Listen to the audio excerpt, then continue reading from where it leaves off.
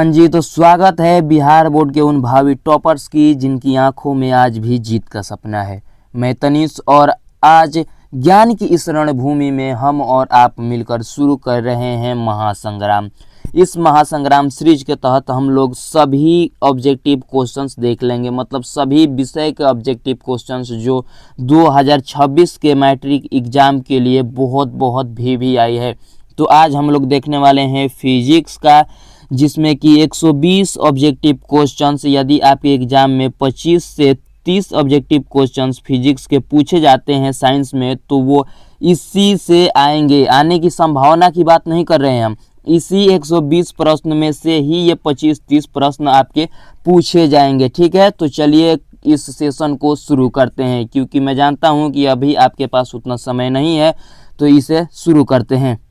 तो इस महासंग्राम की पहली प्रश्न है कि प्रकाश की किरण गमन करती है सीधी रेखा में, टेढ़ी रेखा में, किसी भी दिशा में, इनमें से कोई नहीं। तो इसका करेक्ट आंसर क्या हो जाएगा?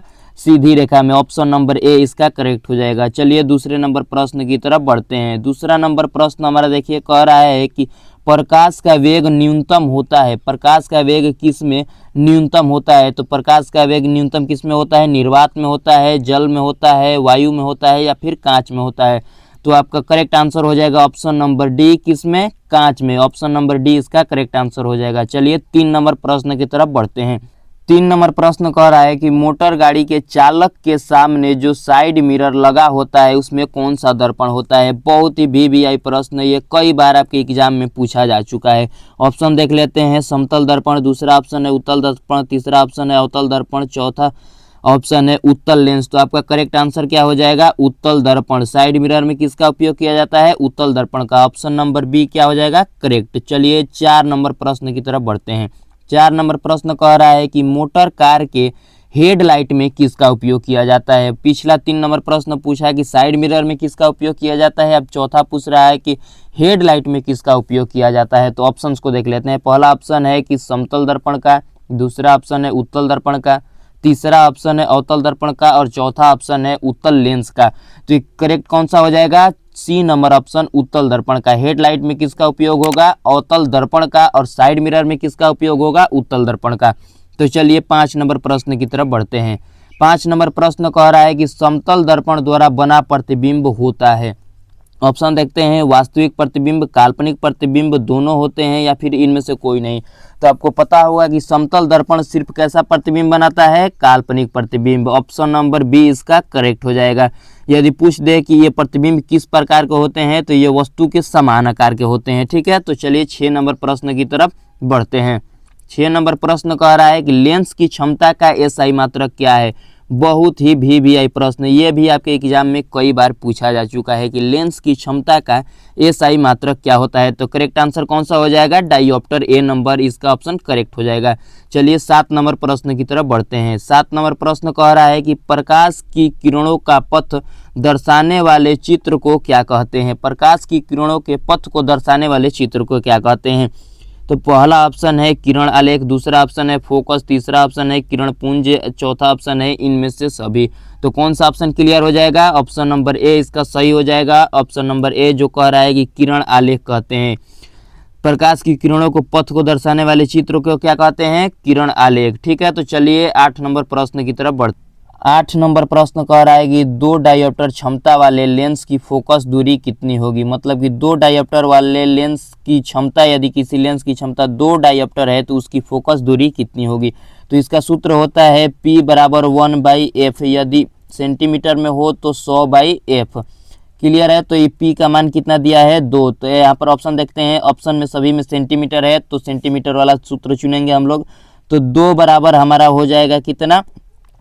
यहाँ पर 100/f। तो हमारा f बराबर हो जाएगा 100/2, जो कि कट के आ जाएगा 50। ऑप्शन नंबर डी इसका करेक्ट आंसर हो जाएगा। चलिए 9 नंबर प्रश्न की तरफ बढ़ते हैं। 9 नंबर प्रश्न कह रहा है किसी उत्तल लेंस का जो फोकसांतर है, मतलब कि फोकस दूरी है, वो कितना दिया है? 50 सेंटीमीटर। ठीक है, तो जो इसकी क्षमता होगी ये कितनी होगी? तो यहाँ पर देखिए P बराबर होता है, लेंस की क्षमता P बराबर होता है, यहाँ पर यदि सेंटीमीटर में दिया है तो 100 बटे में क्या होगा? f होगा। तो f का मान कितना दिया है? 50। तो उत्तल लेंस की जो फोकस दूरी भी होती है वो भी प्लस में ही होती है। तो इसका हो गया मान लीजिए कि 100 बटे में प्लस का 50 कट गया, यहाँ पर प्लस का 2 डायोप्टर। ठीक है, तो ऑप्शन नंबर डी इसका करेक्ट हो जाएगा। प्रश्न संख्या 10 की तरफ बढ़ते हैं। प्रश्न संख्या 10 कह रहा है कि प्रकाश की किरणों के समूह को क्या कहते हैं। तो प्रकाश की किरणों के समूह को क्या कहते हैं, किरणपुंज। ऑप्शन नंबर बी इसका क्या हो जाएगा, करेक्ट हो जाएगा। ऑप्शन नंबर बी इसका करेक्ट आंसर हो जाएगा। तो चलिए 11 नंबर प्रश्न की तरफ बढ़ते हैं।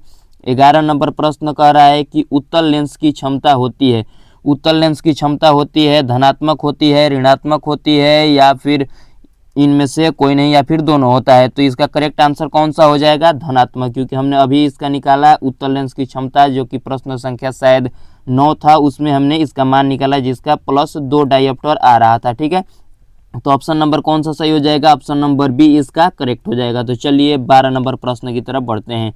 12 नंबर प्रश्न कह रहा है कि अवतल लेंस की क्षमता होती है, यदि अवतल लेंस की क्षमता कौन सी होगी, यदि उत्तल लेंस की क्षमता धनात्मक हो चुकी है तो अवतल लेंस की क्षमता क्या होगी, ऋणात्मक। तो ऑप्शन नंबर ए इसका करेक्ट हो जाएगा। तो चलिए 13 नंबर प्रश्न की तरफ बढ़ते हैं। 13 नंबर प्रश्न कह रहा है उत्तल लेंस को कहते हैं, उत्तल लेंस को क्या कहते हैं, अभिसारी लेंस कहते हैं, या फिर द्विउत्तल लेंस कहते हैं, या फिर अपसारी लेंस कहते हैं, इसका या फिर डी नंबर ऑप्शन, इनमें से कोई नहीं। तो इसका करेक्ट आंसर कौन सा हो जाएगा, ऑप्शन नंबर ए अभिसारी लेंस कहते हैं। ठीक है, तो इसका करेक्ट आंसर कौन सा हो जाएगा, अभिसारी लेंस। तो चलिए आगे बढ़ते हैं 14 नंबर प्रश्न की तरफ। 14 नंबर प्रश्न कह रहा है कि अवतल लेंस को क्या कहते हैं, अवतल लेंस को क्या कहते हैं। तो इस यदि अभिसारी लेंस हो गया है उत्तल लेंस तो इसे क्या कहेंगे, अपसारी लेंस। तो अवतल लेंस को क्या कहते हैं, अपसारी लेंस। तो चलिए 15 नंबर प्रश्न की तरफ बढ़ते हैं। 15 नंबर प्रश्न कह रहा है कि निम्न में से कौन सा पदार्थ लेंस बनाने के लिए उपयुक्त नहीं होता है। ये बहुत ही वीवीआई प्रश्न है, आपके एग्जाम में कई बार आ गया है। यह एनसीईआरटी का प्रश्न है।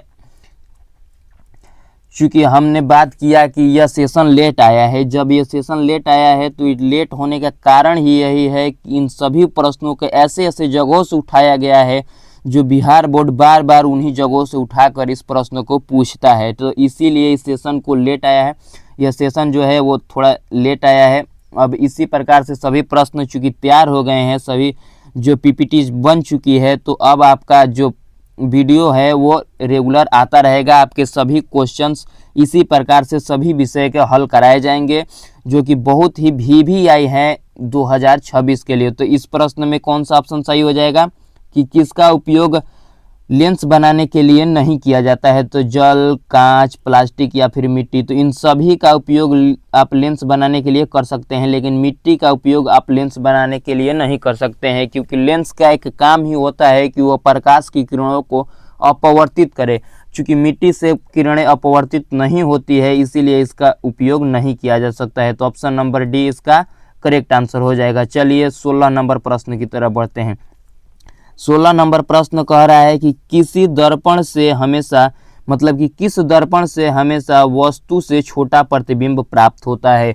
यहाँ पर कौन सा ऑप्शन सही हो जाएगा, समतल दर्पण या फिर उत्तल दर्पण या फिर अवतल दर्पण या फिर इनमें से नहीं, इनमें से कोई नहीं। मतलब कि प्रश्न पूछा है आपसे कि किस दर्पण से हमेशा छोटा प्रतिबिंब प्राप्त होता है, तो किस दर्पण से, उत्तल दर्पण से। ऑप्शन नंबर बी करेक्ट हो जाएगा, क्योंकि इसीलिए इसका उपयोग यहाँ किया जाता है साइड मिरर में, ताकि हर एक चीज़ छोटा छोटा दिखाई दे, कम स्थान में उसे आप देख पाएँ। तो चलिए 17 नंबर प्रश्न की तरफ बढ़ते हैं।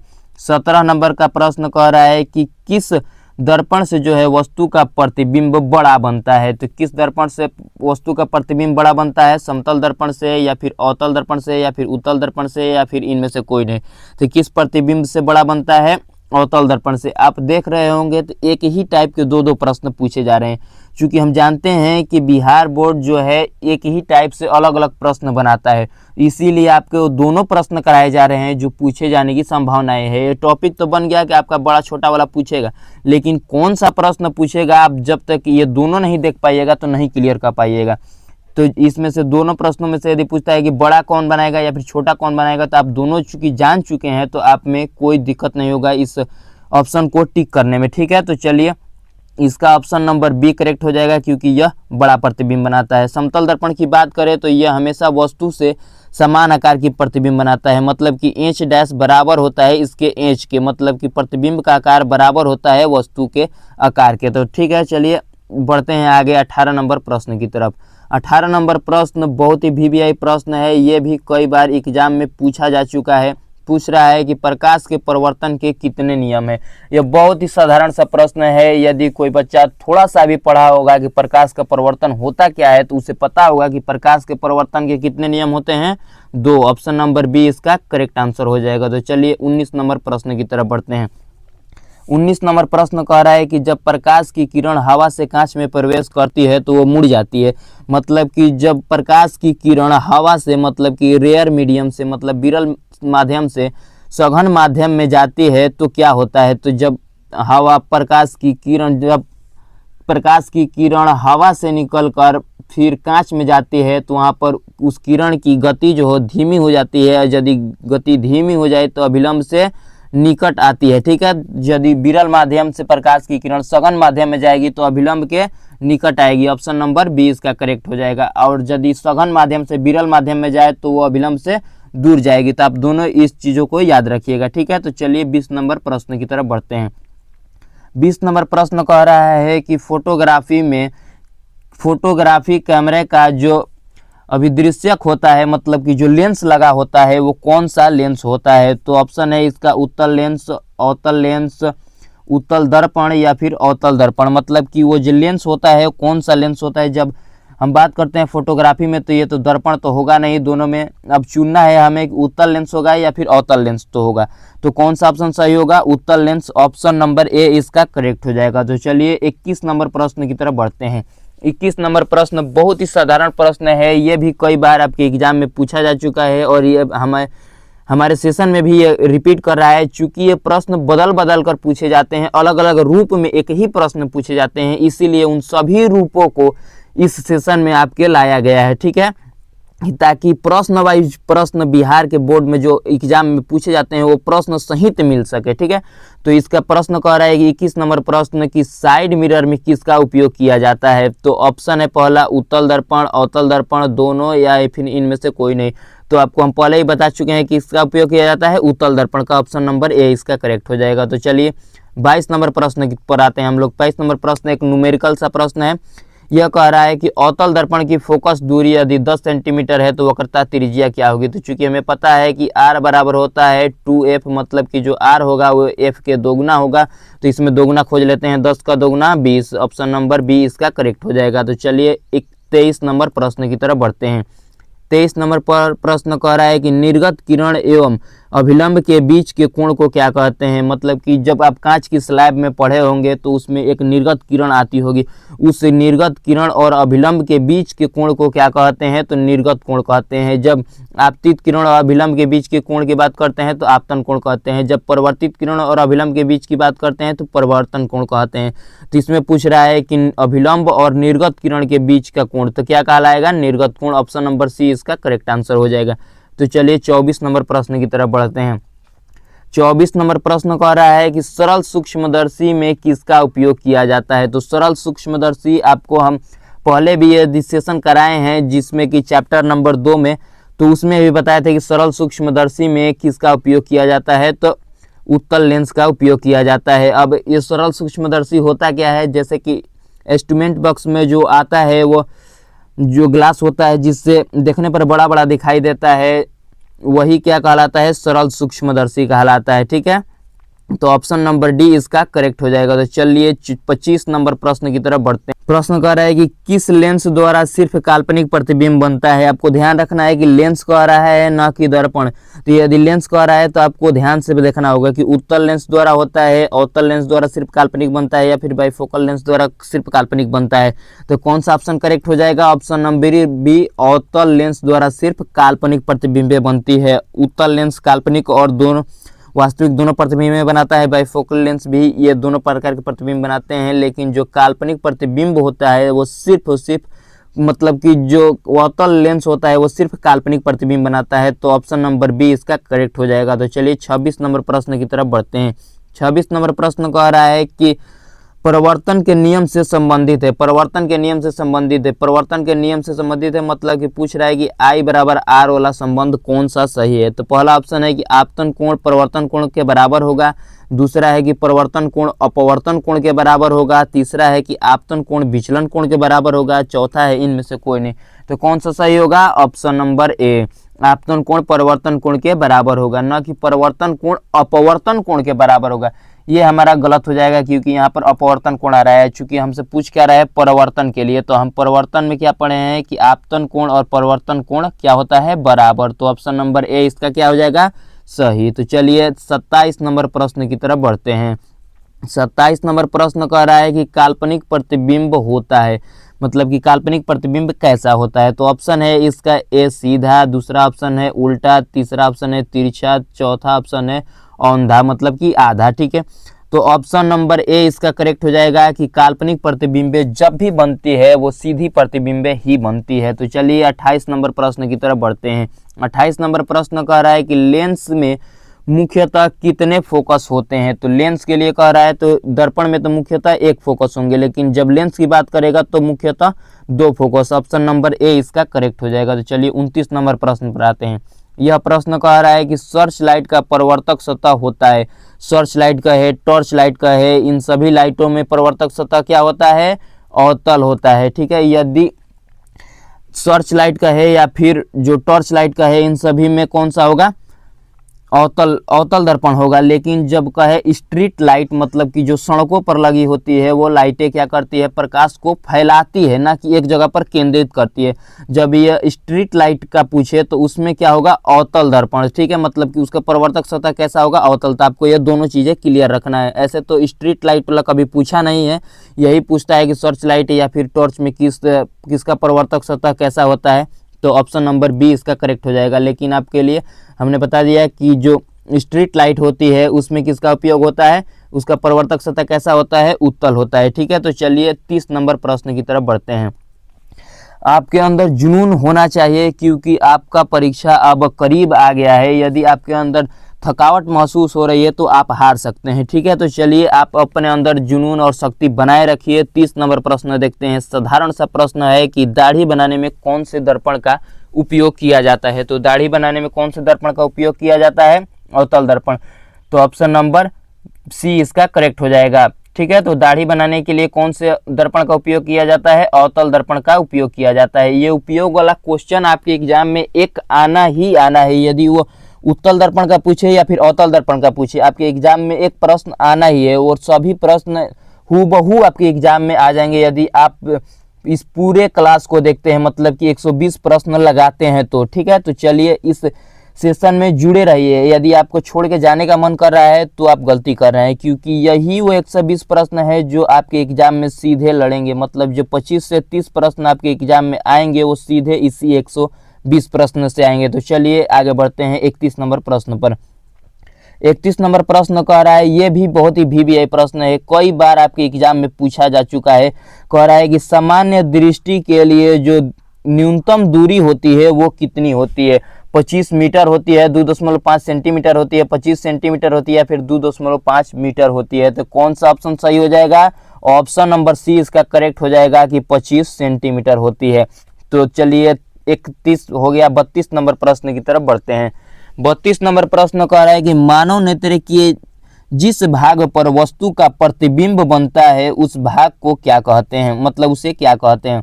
तो प्रतिबिंब बनने की बात करें तो वो होगा दृष्टिपटल अर्थात कि retina. Option number D correct हो जाएगा। ये भी प्रश्न कई बार एग्जाम में आ चुका है, तो ये भी आपके लिए बहुत ही VVI प्रश्न बनता है। ठीक है, तो प्रश्न जिस पर मतलब अंदरूनी भाग में मानव नेत्र के जिस पर प्रतिबिंब बनता है वो कौन सा होता है? रेटिना अर्थात दृष्टिपटल। तो चलिए 33 नंबर प्रश्न की तरफ बढ़ते हैं। 33 नंबर प्रश्न कह रहा है कि लेंस में किस प्रकार के लेंस पाए जाते हैं? जो मानव नेत्र होते हैं उसमें किस प्रकार के लेंस पाए जाते हैं? थोड़ा सा बोलने में मिस्टेक हो गया, सॉरी, बट मानव नेत्र में किस प्रकार के लेंस पाए जाते हैं? तो किस प्रकार के लेंस पाए जाते हैं? उत्तल लेंस पाए जाते हैं जो कि काल्पनिक प्रतिबिंब बनाते हैं। किस पर बनाते हैं? रेटिना पर, जो कि हमने अभी पीछे इसकी चर्चा किया। 32 नंबर प्रश्न में हमने चर्चा किया कि प्रतिबिंब कहाँ पर बनता है? रेटिना पर। कौन बनाता है? कौन लेंस होता है? उत्तल लेंस। ठीक है, तो चलिए आगे बढ़ते हैं। मानव नेत्र में कौन से लेंस का उपयोग होता है? उत्तल लेंस का। तो चलिए 34 नंबर प्रश्न की तरफ बढ़ते हैं। 34 नंबर प्रश्न कह रहा है कि अभिनेत्र लेंस की फोकस दूरी को परिवर्तित किया जाता है। जो नेत्र की फोकस दूरी होती है या फिर जो नेत्र लेंस की फोकस दूरी होती है उसे कौन परिवर्तित करता है? तो कौन परिवर्तित करता है? सिलियरी मांसपेशियां। सिलियरी मांसपेशियां जब सिकुड़ती है तो जो नेत्र की फोकस दूरी है वो बढ़ जाती है, और जब यह फैलती है तो नेत्र लेंस को दबा देती है, जिससे उसकी फोकस दूरी कम हो जाती है। ठीक है, तो चलिए इसका ऑप्शन नंबर सी करेक्ट हो जाएगा कि नेत्र लेंस की फोकस दूरी को कौन नियंत्रित करता है या फिर कौन परिवर्तित करता है? तो कौन सा हो जाएगा? सिलियरी मांसपेशिया। अगर हिंदी में दिया हो तो पक्षमाभी मांसपेशिया द्वारा। ठीक है, तो चलिए 35 नंबर प्रश्न की तरफ बढ़ते हैं। 35 नंबर प्रश्न, आप गौर से इन प्रश्नों को पढ़िएगा। थोड़ी थोड़ी गलती आपको आपके नंबर कटवा सकती है। यदि आप 25-25 देखकर आप याद किए हैं, 25 सेंटीमीटर मारकर चले गए, तो आपने गलती कर दिया, क्योंकि आप प्रश्न नहीं देखे। प्रश्न कह रहा है कि एक स्वस्थ आंख के लिए दूर बिंदु कितना होगा, न कि निकटतम बिंदु कितना होगा। दूर बिंदु पूछ रहा है, तो दूर बिंदु हमारा अनंत होता है और निकटतम बिंदु 25 सेंटीमीटर। ठीक है, तो इसके लिए ऑप्शन नंबर डी करेक्ट हो जाएगा, क्योंकि आपसे दूर बिंदु पूछ रहा है, फायर पॉइंट पूछ रहा है। तो ठीक है, तो चलिए 36 नंबर प्रश्न की तरफ बढ़ते हैं। 36 नंबर प्रश्न में कह रहा है कि जरा दृष्टिता को संशोधित करने के लिए उपयुक्त लेंस का उपयोग किया जाता है। मतलब किस लेंस का उपयोग किया जाता है जरा दृष्टिता के लिए? ठीक है, तो जरा दृष्टिता में आपको दोनों जगहों की नहीं दिखाई देती है। कभी आपको नज़दीक का नहीं दिखाई देता है तो कभी आपको दूर का नहीं दिखाई देता है। तो इस दोनों में किसका उपयोग किया जाता है? तो द्विफोक्सी लेंस का उपयोग किया जाता है, जिसमें अवतल लेंस भी लगा होता है और उत्तल लेंस भी लगा होता है। ठीक है, तो उत्तल लेंस उपयोग किसके लिए किया जाता है? नज़दीक के देखने के लिए, और अवतल लेंस किसका लिए उपयोग किया जाता है? दूर की वस्तुओं को देखने के लिए। तो ये दोनों किस में लगाते हैं? द्विफोक्सी लेंस में। और ये किसके उपचार में लगाया जाता है? तो जरा दूरदृष्टिता के उपचार में। ठीक है, तो ऑप्शन नंबर सी इसका करेक्ट हो जाएगा। चलिए 37 नंबर प्रश्न पर आते हैं। 37 नंबर प्रश्न बहुत ही जहुआने वाला प्रश्न है। यदि आप इसे ध्यान से नहीं देखेंगे तो आप जरूर गलती कर देंगे। ठीक है, तो 37 नंबर प्रश्न देखिए। प्रश्न कर रहा है कि नेत्र में प्रवेश करने वाली प्रकाश की किरणों को अधिकांश अपवर्तन कहाँ होता है? अपवर्तन कहाँ होता है? तो नेत्रोद में होता है, क्रिस्टलीय लेंस में होता है, मतलब कि नेत्र लेंस में होता है, या फिर कॉर्निया के बाहर जो लगी होती है पृष्ठ उस पर होता है, या फिर कचाव द्रव में होता है? तो इसका करेक्ट आंसर हो जाए कॉर्निया के बाहर जो पृष्ठ लगा होता है उसी में अधिकांश अपवर्तन हो जाता है, जो नेत्र में आने वाली प्रकाश की किरणें होती है। ठीक है, तो यहाँ से अपवर्तन के बाद नेत्रोद में जाता है, फिर नेत्र लेंस से अपवर्तित होता है, फिर इसके जाकर कचाव द्रव में अपवर्तित होता है। ठीक है, तो तब जाकर प्रतिबिंब बनता है। तो इसका करेक्ट आंसर कौन सा हो जाएगा? सबसे ज्यादा अपवर्तन कहाँ पर होता है? तो कॉर्निया के बाहर पृष्ठ पर होता है। ठीक है, तो चलिए 38 नंबर प्रश्न पर जब सूर्य का प्रकाश वायुमंडल से गुजरता है तो वायु के सूक्ष्म कण किस रंग को सबसे ज्यादा या फिर प्रबलता से परिकिरणित करते हैं? तो ऑप्शन है हमारा लाल, नारंगी, पीला और नीला। तो कौन सा ऑप्शन क्लियर सही हो जाएगा? ऑप्शन नंबर डी, क्योंकि नीला का ही सबसे ज्यादा परिकिरण करते हैं। ये फिर छोटे छोटे वायु के जो कण होते हैं, सूर्य के प्रकाश द्वारा आने वाली किरणों को जो ये छोटे छोटे कण होते हैं उनमें सबसे ज़्यादा किसका परिकिरणित करते हैं? या फिर नीला का। इसीलिए जो आकाश का रंग है वो नीला दिखाई देता है। ऑप्शन नंबर डी इसका क्लियर हो जाएगा। तो आप 2 नंबर के प्रश्नों की भी तैयारी कर रहे हैं तो ये भी प्रश्न क्लियर रखिएगा कि आकाश का रंग नीला क्यों दिखाई देता है। ये भी आपके एग्जाम में आने की संभावना है इस बार। तो चलिए 39 नंबर प्रश्न की तरफ चलते हैं। 39 नंबर प्रश्न कह रहा है कि पुतली के साइज को कौन नियंत्रित करता है? पुतली के साइज को कौन नियंत्रित करता है? तो इसका करेक्ट देखिए, पहले आप समझिए कि पुतली के साइज को पूछा है कि कौन नियंत्रित करता है। तो ऑप्शन देख लेते हैं। पक्षमाभी, फिर दिया है परितारिका अर्थात कि आइरिस, नेत्र लेंस दिया है, रेटिना दिया है। तो जब पुतली के साइज को नियंत्रित करने की बात होती है, जब पहले आप समझिए पुतली होता क्या है। जो हमारी आँख होती है, आँख में जो काला क्षेत्र होता है बड़ा सा, उसके भीतर जो बीचों बीच एक काला होता है वो होता है पुतली। अब उसके साइज को कौन नियंत्रित करती है? परितारिका। जो उसके चारों तरफ जो काला मतलब कि भूरा टाइप का होता है वो उसकी नियंत्रित करती है। जब प्रकाश की किरणें ज़्यादा चाहिए तो ये फैल जाती है, जब प्रकाश की किरणें कम चाहिए तो ये छोटी हो जाती है। कौन? पुतली। तो चलिए अब 40 नंबर प्रश्न की तरफ बढ़ते हैं। 40 नंबर प्रश्न कह रहा है कि आँख किस प्रकार का व्यवहार करता है, मतलब किस लेंस की तरह यह व्यवहार करता है। तो पहला है अवतल दर्पण की तरह, दूसरा है उत्तल लेंस की तरह, तीसरा है समतल दर्पण की तरह, चौथा है अवतल लेंस की तरह। तो कौन सा ऑप्शन क्लियर हो जाएगा? उत्तल लेंस की तरह। ऑप्शन नंबर बी इसका क्लियर हो जाएगा कि आँख जो है उत्तल लेंस की तरह व्यवहार करता है। तो चलिए 41 नंबर प्रश्न की तरफ बढ़ते हैं। अब हम लोग बहुत ही करीब आ चुके हैं, तो आप लोग धैर्य बनाए रखिएगा, क्योंकि अब संग्राम का जो सेशन है वो शुरू हो गया है। अब कठिन कठिन प्रश्न आते हैं, क्योंकि कोई भी छात्र जो होता है शुरुआती दौर में तो जुड़ा रहता है किसी भी चीज़ से। जब आपने परीक्षा मतलब कि आप पढ़ना शुरू किए होंगे तो शुरुआती में आप लोग बहुत मन लगा के पढ़े होंगे। जब बीच आया होगा तो आप लोगों का मन भटक गया होगा कि अब छोड़ो, अब होगा पढ़ाई आगे चल के होगा, ये वो करके आप लोग बीच का सेशन छोड़ दिए होंगे। और जब अंत आता है तो आप लोगों को डर लगने लगता है कि अब नहीं तो कभी नहीं। तो अभी आपको बीच में नहीं छोड़ना है। जब आप बीच में छोड़ देंगे तो आप लोग फिर से वही गलती करेंगे और आप एग्जाम में कम अंक पा सकते हैं। तो चलिए इस 41 नंबर प्रश्न को देखते हैं। तो 41 नंबर प्रश्न कह रहा है कि निकट दृष्टि दोष में 41 नंबर प्रश्न कर रहा है कि निकट दृष्टि दोष के निवारण के लिए किस लेंस का उपयोग किया जाता है। तो निकट दृष्टि दोष के निवारण के लिए किस लेंस का उपयोग किया जाता है? तो ऑप्शन देख लेते हैं हम लोग, उत्तल लेंस, अवतल लेंस, बाइफोकल लेंस या फिर सिलेंड्रिक लेंस, जो भी है। तो देखिए इसका करेक्ट आंसर कौन सा हो जाएगा? निकट जब पूछेगा, जब निकट पूछेगा तो दिख कहाँ का नहीं रहा है, दूर का आपको नहीं दिख रहा है, ठीक है।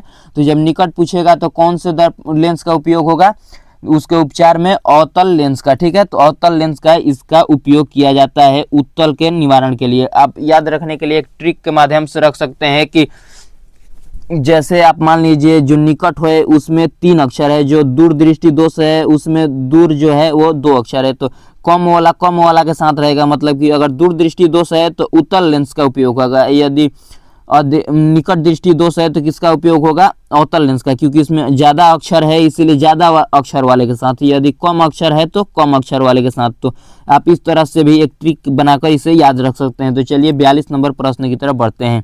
42 नंबर प्रश्न कह रहा है कि स्पेक्ट्रम में किस रंग का झुकाव सबसे अधिक होता है। यहाँ पर झुकाव पूछ रहा है, ठीक है। आप प्रश्नों को गौर से जरूर देखिएगा, किस रंग की गति या फिर तरंगदैर्घ्य हमसे नहीं पूछ रहा है कि कितना अधिक है, ठीक है। हमसे पूछ रहा है कि झुकाव किसका अधिक होता है। तो जब झुकाव की बात करते हैं हम लोग तो बैंगनी का सबसे अधिक होता है, क्योंकि यही स्पेक्ट्रम में सबसे नीचे आता है, ठीक है। यदि आप प्रिज्म से स्पेक्ट्रम बनते हुए देखे होंगे तो उसमें सबसे नीचे कौन आता है? बैंगनी, क्योंकि इसका सबसे अधिक झुकाव होता है, ये सबसे ज्यादा अपवर्तित होता है, ठीक है। तो चलिए आगे बढ़ते हैं 43 नंबर प्रश्न की तरफ। 43 नंबर प्रश्न देखिए पूछ दिया, 43 नंबर पूछ दिया कि तरंगदैर्घ्य किसका सबसे अधिक होता है, किस रंग का। तो कौन सा ऑप्शन हो जाएगा? लाल। और सबसे कम किसका होता है? बैंगनी का, ठीक है। और सबसे झुकाव सबसे ज्यादा किसका होता है? बैंगनी का। और सबसे कम झुकाव किसका होता है?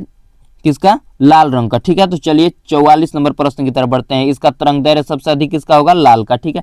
तो चलिए 44 नंबर प्रश्न की तरफ बढ़ते हैं। 44 नंबर प्रश्न कह रहा है कि अंतरिक्ष पर खड़े अंतरिक्ष यात्री को आकाश का रंग कैसा दिखाई देता है। बहुत ही VVI प्रश्न, ये भी आपके एग्जाम में कई बार पूछा जा चुका है।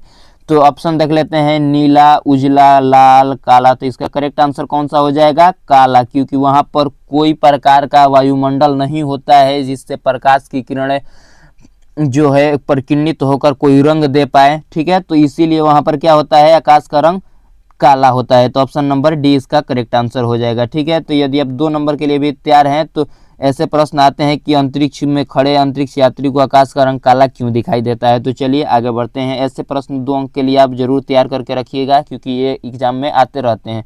तो 45 नंबर प्रश्न को देखते हैं।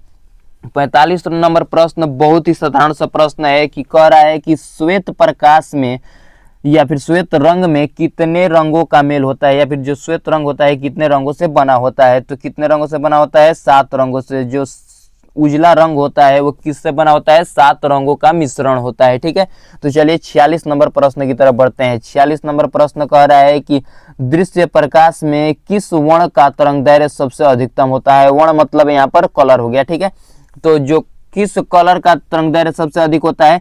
चूंकि हमने पहले भी बताया है कि हर एक वह प्रश्न जो घुमा फिरा कर पूछेगा, जिस जिस रूप में पूछेगा वो रूप आपको दिखाई देगा। इसमें वहाँ पर सीधा पूछ रहा था कि तरंगदैर्घ्य सबसे अधिक किस रंग का होता है, और यहाँ पर थोड़ा इस प्रश्न को थोड़ा बदल दिया, वैसे कर दिया कि दृश्य प्रकाश में किस वर्ण का तरंगदैर्घ्य सबसे अधिक होता है। तो ये भी आपके एग्जाम में पूछा जा सकता है, आंसर वही होगा कि लाल होगा, ठीक है, लाल का इस तरंगदैर्घ्य सबसे अधिक होता है। लेकिन प्रश्न किस किस प्रकार से वो बदलेगा, हूबहू प्रश्न आपके जो बिहार बोर्ड में पूछे जाएंगे उसमें हूबहू प्रश्न आपके लड़ जाएंगे यहाँ से, ठीक है। तो आप इस पूरे सेशन को जरूर देखिएगा। ऑप्शन नंबर बी इसका करेक्ट हो गया। तो चलिए 47 नंबर प्रश्न की तरफ बढ़ते हैं। 47 नंबर प्रश्न कह रहा है कि इंद्रधनुष बनने की परिघटना पर आधारित है। किसकी परिघटना पर आधारित है, ठीक है। तो ऑप्शन देख लेते हैं, प्रकाश के परावर्तन, दूसरा है अपवर्तन, तीसरा है प्रकाश का वर्ण विक्षेपण और चौथा है इनमें से कोई नहीं। तो इसका कौन सा ऑप्शन क्लियर हो जाएगा, ऑप्शन नंबर सी इसका करेक्ट हो जाएगा कि प्रकाश के वर्ण विक्षेपण पर आधारित है, जहां पर प्रकाश की किरणें जो श्वेत प्रकाश होता है वो टूट जाता है अपवर्तन के बाद कितने रंगों में, 7 रंगों में। तो यही वर्ण विक्षेपण होता है, जब प्रकाश श्वेत प्रकाश अलग अलग रंगों में टूट जाए तो इसी घटना को क्या कहते हैं, वर्ण विक्षेपण। तो यहाँ पर प्रकाश के वर्ण विक्षेपण के कारण क्या बनता है, इंद्रधनुष। तो ऑप्शन नंबर सी इसका करेक्ट हो जाएगा। चलिए 48 नंबर प्रश्न की तरफ बढ़ते हैं। 48 नंबर प्रश्न देखिए, ये भी थोड़ा सा घुमाया कि जो नेत्र निकट स्थित वस्तु को साफ नहीं देख सकता उस नेत्र में कौन सा दोष है। तो आपको याद रखना है कि जहां का नहीं देखेगा उसका नाम नहीं देना है, जहां का देख रहा है वही दोष हुआ है, ठीक है। तो जहां का नहीं दिख रहा है उसका नाम नहीं देंगे हम लोग, जहां का दिख रहा है वही का। यदि निकट का वस्तु को साफ साफ नहीं देख रहा है तो देख कहाँ का रहा है, दूर का, तो दूर दृष्टि दोष हुआ है उसे, ठीक है। जहां का दिख रहा है वही दृष्टि दोष डालना है, ठीक। तो इसका आप याद कर सकते हैं, जैसे कि अगर बोल दिया है एग्जाम में कि दूर की वस्तु को नहीं देख पा रहा है तो देख कहाँ का रहा है, निकट का, तो कौन सा दृष्टि दोष हो जाएगा उस समय, निकट दृष्टि दोष। और इसमें यदि वो निकट का नहीं देख पा रहा है तो कहाँ का देख रहा है, दूर का, यदि दूर का देख रहा है तो दूर दृष्टि दोष। ऑप्शन नंबर ए इसका करेक्ट आंसर हो जाएगा। चलिए 49 नंबर प्रश्न की तरफ बढ़ते हैं। 49 नंबर प्रश्न कह रहा है कि कोलाइडी विलयन में निलंबित कण से प्रकाश के प्रकीर्णन को कहा जाता है। मतलब कि जो कोलाइडी विलयन होता है उसमें जो निलंबित कण होते हैं जो प्रकाश को फैलाते हैं, इस प्रभाव को क्या कहते हैं। तो ऑप्शन देख लेते हैं हमारा, वायुमंडलीय प्रभाव, किंडल प्रभाव, टिंडल प्रभाव और क्विंटल प्रभाव। तो इसका करेक्ट आंसर कौन सा हो जाएगा, टिंडल प्रभाव। वायुमंडलीय प्रभाव तो होता है लेकिन जो किंडल प्रभाव कुछ नहीं होता है, ये क्विंटल प्रभाव कुछ नहीं होता है। तो ऑप्शन नंबर सी इसका करेक्ट आंसर हो जाएगा कि टिंडल प्रभाव। तो चलिए 50 नंबर प्रश्न पर आते हैं। 50 नंबर प्रश्न देखिए, यहाँ पर फिर से वही प्रश्न पूछ दिया थोड़ा सा घुमा के। इस बार इस प्रश्न को दिया है कि सामान्य मानव नेत्र की दूर बिंदु क्या होगी, ठीक है। तो दूर बिंदु कौन सा होता है, अनंत होता है। तो ऑप्शन नंबर डी इसका करेक्ट हो जाएगा। आपको ध्यान रखना है कि पूछ क्या रहा है, दूर बिंदु पूछ रहा है कि निकट बिंदु पूछ रहा है। यदि आपसे दूर बिंदु पूछे तो अनंत होगा, निकट बिंदु पूछे तो कौन सा हो जाएगा, 25 सेंटीमीटर, ठीक है। सामान्य नेत्र होना जरूरी है, ठीक है। तो चलिए अब आगे बढ़ते हैं 51 नंबर प्रश्न। देखिए ये शुभ प्रश्न आ गया हमारा एग्जाम के लिए भी, बहुत ही शुभ प्रश्न है कि निकट दृष्टि दोष वाले व्यक्ति को कौन से चश्मे की जरूरत पड़ती है या फिर उपचार उसके किस लेंस से होता है। तो आपको समझ में आ रहा है कि निकट में अधिक अक्षर है, निकट में दूर से क्या है, अधिक अक्षर है, तो अधिक अक्षर वाले दर्पण लेंस के साथ मिल जाएगा। तो कौन सा लेंस, अवतल लेंस। तो ये आपके लिए शुभ है क्योंकि ये 51 नंबर प्रश्न पर है, ठीक है। तो ये आपके एग्जाम में भी पूछा जा सकता है, बहुत ही VVI प्रश्न है, कई बार पूछा भी गया है। तो आप इन प्रश्नों को जरूर देखिएगा एक बार, इसे जरूर याद रखिएगा। तो चलिए 52 नंबर प्रश्न की तरफ बढ़ते हैं। 52 नंबर प्रश्न कह रहा है कि मानव नेत्र में उपस्थित लेंस होते हैं। वही प्रश्न थोड़ा सा और घुमा दिया, ये इसी प्रकार के ऐसे ऐसे प्रश्न लिए गए हैं ताकि आपके एग्जाम में हूबहू प्रश्न सहित मिल जाए, ठीक है। तो आपको समझना ना पड़े कि इधर उधर कहाँ का दिया है, आपको सीधे प्रश्न ही वहां पर सीधा मिल जाए, ठीक है। तो इसका ऑप्शन नंबर देखिए, ऑप्शन देख लेते हैं, उत्तल, दूसरा है कोई भी लेंस होता है, अवतल होता है, इनमें से कोई नहीं। तो मानव नेत्र में कौन सा लेंस होता है, उत्तल लेंस होता है। ऑप्शन नंबर ए इसका करेक्ट हो जाएगा। तो चलिए 53 नंबर प्रश्न पर आते हैं। 53 नंबर प्रश्न पूछ रहा है कि निम्न में से किस दृष्टि दोष में जो क्रिस्टलीय लेंस होता है या फिर जो नेत्र लेंस होता है वो धुंधला हो जाता है। तो किस दृष्टि दोष में ऐसा होता है, मोतियाबिंद में। जो मोतियाबिंद बुढ़ापे के समय होता है उसमें जो होता है कि जो लेंस बना होता है वो अलग अलग प्रोटीन से बना होता है, उसमें अलग अलग प्रोटीन मिले होते हैं और ये प्रोटीन बुढ़ापे के साथ साथ जमने लगते हैं और जमते जमते ये गाढ़ा हो जाते हैं, जिससे कि ये धुंधला दिखाई देने लगते हैं। किस में होता है? मोतियाबिंद वाले दोष में। तब जब ये गाढ़ा हो जाते हैं, धुंधला दिखाई देने लगते हैं, तो कौन सा रोग होता है? मोतियाबिंद। ठीक है, तो चलिए इसके उपचार में आपको ऑपरेशन करवाना पड़ेगा। यदि इसका उपचार पूछे तो ऑपरेशन है सीधे। ठीक है, इसका लेंस बदलना पड़ता है ऑपरेशन करके। ठीक, तो चलिए 54 नंबर प्रश्न की तरफ बढ़ते हैं। 54 नंबर प्रश्न कर रहा है कि स्पेक्ट्रम प्राप्त करने के लिए किसका उपयोग किया जाता है। तो स्पेक्ट्रम प्राप्त करने के लिए किसका उपयोग किया जाता है, मतलब कि प्रकाश की किरणों को 7 रंगों में देखने के लिए किसका उपयोग किया जाता है? तो डी नंबर ऑप्शन इसका करेक्ट हो जाएगा।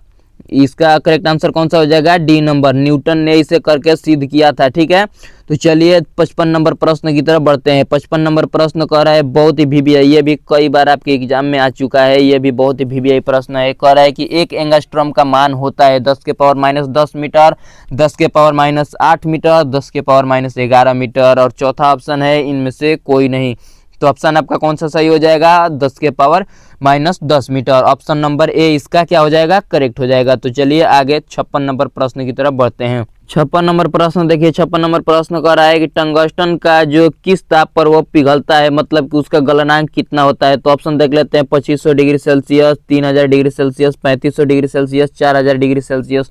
तो इसका करेक्ट आंसर कौन सा हो जाएगा? 3500 degree Celsius. Option number C इसका करेक्ट हो जाएगा।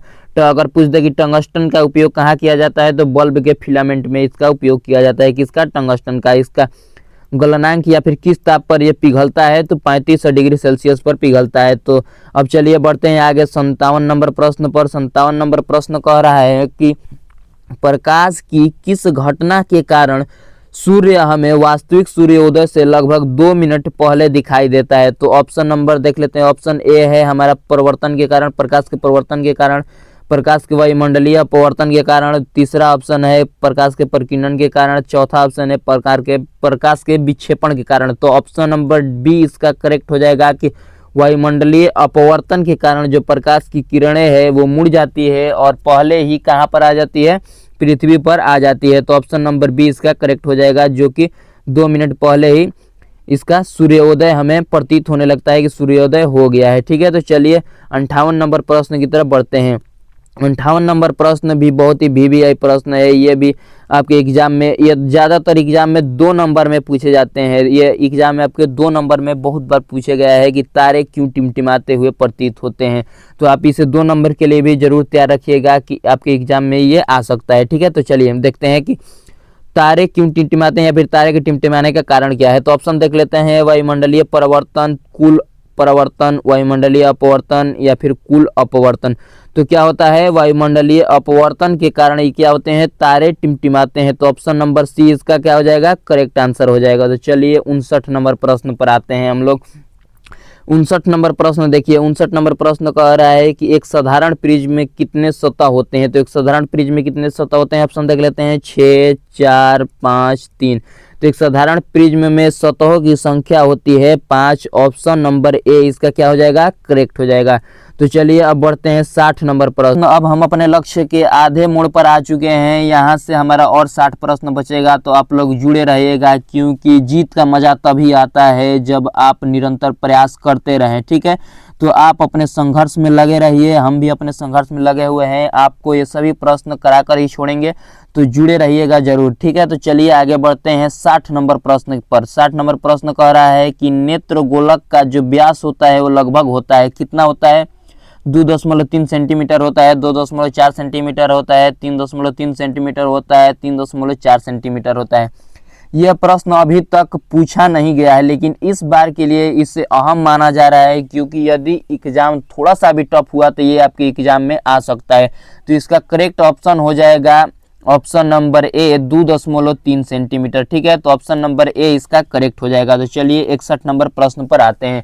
61 नंबर प्रश्न कह रहा है कि विभवांतर का एसआई मात्रक क्या होता है। तो विभवांतर का एसआई मात्रक ऑप्शन देख लेते हैं हम लोग।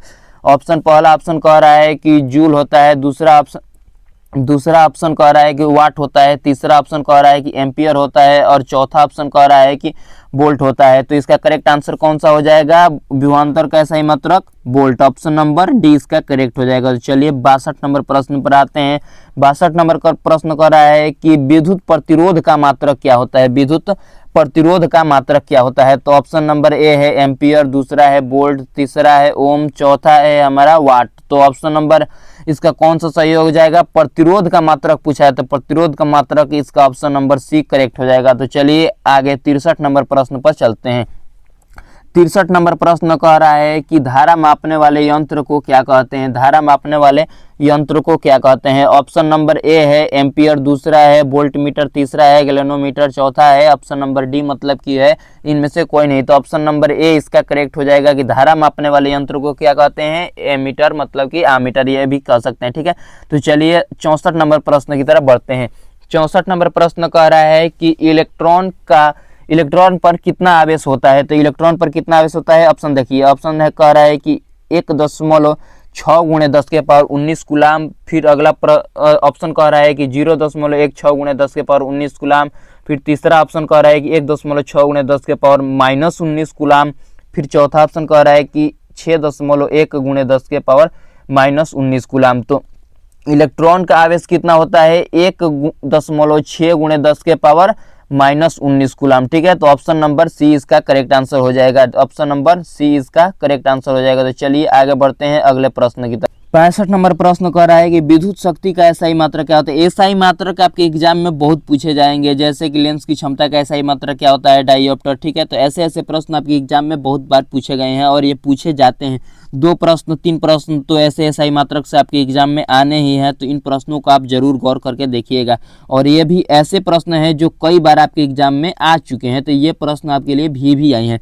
ऐसे तो ये सभी 120 प्रश्न आपके लिए भी आई, लेकिन इसमें भी ये बहुत ही महत्वपूर्ण प्रश्न हो जाते हैं।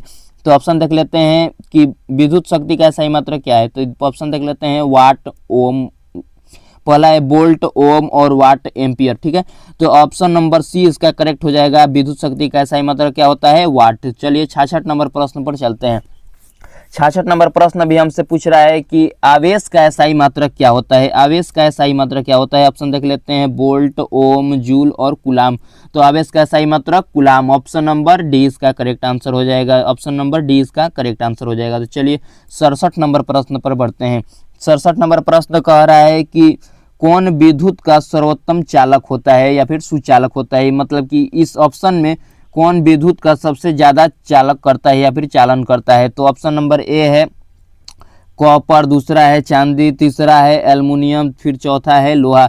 तो एजी का मतलब होता है एल्युमिनियम, आप लोग याद रखिएगा। ठीक है, तो मतलब एजी का मतलब होता है चांदी, एल का मतलब होता है एल्युमिनियम। ठीक है, तो ऑप्शन नंबर बी इसका करेक्ट हो जाएगा। चांदी में ही सबसे ज़्यादा जो है विद्युत का सुचालक होता है, चांदी ही सबसे ज़्यादा विद्युत का चलन करता है, मतलब कि अपने से होकर विद्युत को जाने देता है। ठीक है, तो चलिए इसका प्रतिरोध सबसे भी कम होता है। यदि सबसे कम प्रतिरोध वाला धातु भी पूछे तो कौन सा बताना है आपको? ऑप्शन नंबर बी मतलब कि चांदी ही बताना है। ठीक है, यदि सबसे ज़्यादा सुचालक पूछे तब पर भी आपको चांदी ही बताना है। यदि प्रतिरोध सबसे कम पूछे, प्रतिरोध कम होने का मतलब कि उसमें चालकता ज़्यादा है। ठीक है, तो चलिए आगे बढ़ते हैं हम लोग 68 नंबर प्रश्न पर।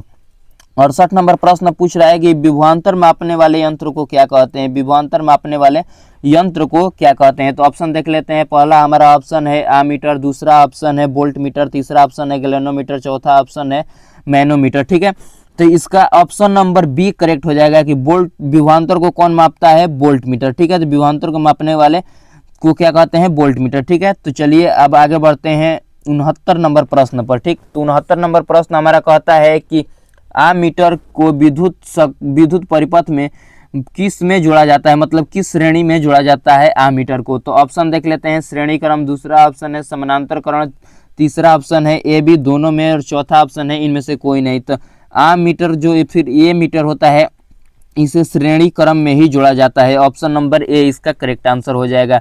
ए मीटर को किस क्रम में जोड़ा जाता है? श्रेणी क्रम में जोड़ा जाता है। ठीक है, तो ऑप्शन नंबर ए इसका करेक्ट हो जाएगा। तो चलिए अब आगे बढ़ते हैं 70 नंबर प्रश्न पर। 70 नंबर प्रश्न कह रहा है कि 1 वोल्ट कहलाता है, 1 वोल्ट कहलाता है। ये आप ऑप्शन देखिए, यदि आप वोल्ट का परिभाषा याद रखे हैं तभी आप इस ऑप्शन को टिक कर पाइएगा। तो चलिए देखते हैं इसका ऑप्शन। पहला ऑप्शन है कि जूल पर साइकिल, ये तो कोई ऑप्शन नहीं हुआ, साइकिल इसमें जोड़ दिया, ये तो ऐसे ही खत्म हो गया। फिर दूसरा ऑप्शन दे रहा है कि जूल पर कूलाम, फिर तीसरा ऑप्शन दे रहा है जूल पर एम्पियर, फिर चौथा ऑप्शन दे रहा है इनमें से कोई नहीं। तो इसका करेक्ट आंसर हो जाएगा जूल पर कूलाम। ठीक है, तो आप इसे इस प्रकार से भी याद कर सकते हैं कि जैसे एक ट्रिक हमने पीछे वाले सेशन में भी बताया था, जब इस चैप्टर से रिलेटेड क्वेश्चन कराए रहे थे, तो जो पूछा था कि बोल्ट किसके बराबर होता है, भी किसके बराबर होता है, तो भी बराबर हमने बताया था कि जे मतलब कि जूल पर कूलाम मतलब कि सी। जैसे कि आप इससे भी याद कर सकते हैं कि जेसी भी। ठीक है, तो आप इससे भी याद कर सकते हैं कि जूल पर कूलाम जो होता है वो भी का सूत्र होता है। ठीक, तो आप ऐसे भी ट्रिक बना कर याद कर सकते हैं। चलिए अब आगे बढ़ते हैं 71 नंबर प्रश्न पर। 71 नंबर प्रश्न हमसे कह रहा है कि किलोवाट घंटा किसका मात्रक है। किलोवाट घंटा किसका मात्रक है। तो पहला ऑप्शन कह रहा है धारा का, दूसरा ऑप्शन कह रहा है समय का, तीसरा ऑप्शन कह रहा है विद्युत ऊर्जा का, और चौथा ऑप्शन कह रहा है हमसे विद्युत शक्ति का। तो किलोवाट घंटा किसका मात्रक होता है, एक यूनिट के लिए किसका लिया जाता है, किलोवाट घंटा का। ठीक, जैसे आपके घर में मापा जाता है तो विद्युत ऊर्जा जो मापी जाती है वो यूनिट में मापी जाती है, तो वही एक यूनिट जो होता है वो 1 किलोवाट घंटा के बराबर होता है। तो जो विद्युत सी नंबर है इसका ऑप्शन करेक्ट हो जाएगा कि किसके लिए इसका मात्रक है, कि क्या मापा जाता है, इसे विद्युत ऊर्जा मापी जाती है कि आपने कितना विद्युत खर्च किया है, उसकी ऊर्जा कितनी थी। तो चलिए अब आगे बढ़ते हैं 72 नंबर प्रश्न पर। तो 72 नंबर प्रश्न कहता है कि विद्युत बल्ब का जो तंतु होता है या फिर फिलामेंट होता है वो किसका बना होता है। जैसे कि हमने पीछे भी इसके बारे में चर्चा कर लिया है कि जो विद्युत बल्ब होता है उसके जो फिलामेंट होते हैं वो किसके बने होते हैं, टंगस्टन के। इसका गलनांक कितना होता है या फिर कितने पर पिघलता है, तो 3500 डिग्री सेल्सियस। ये भी हमने कराया था, प्रश्न याद नहीं आ रहा है कि कौन सा प्रश्न नंबर था। तो चलिए इसका ऑप्शन नंबर सी करेक्ट हो जाएगा। तो चलिए 73 नंबर प्रश्न पर बढ़ते हैं। 73 नंबर प्रश्न कह रहा है कि नाइक्रोम में कौन कौन से तत्व होते हैं। तो आप इस देखिए ऑप्शन को देख लेते हैं, निकेल और क्रोमियम, फिर दूसरा ऑप्शन दिया है नाइट्रोजन और क्रोमियम, फिर तीसरा है कि निकेल और लोहा, और चौथा है कि लोहा और क्रोमियम। तो आपको देखना है कि ये क्या है। तो ये एक नाइक्रोम है।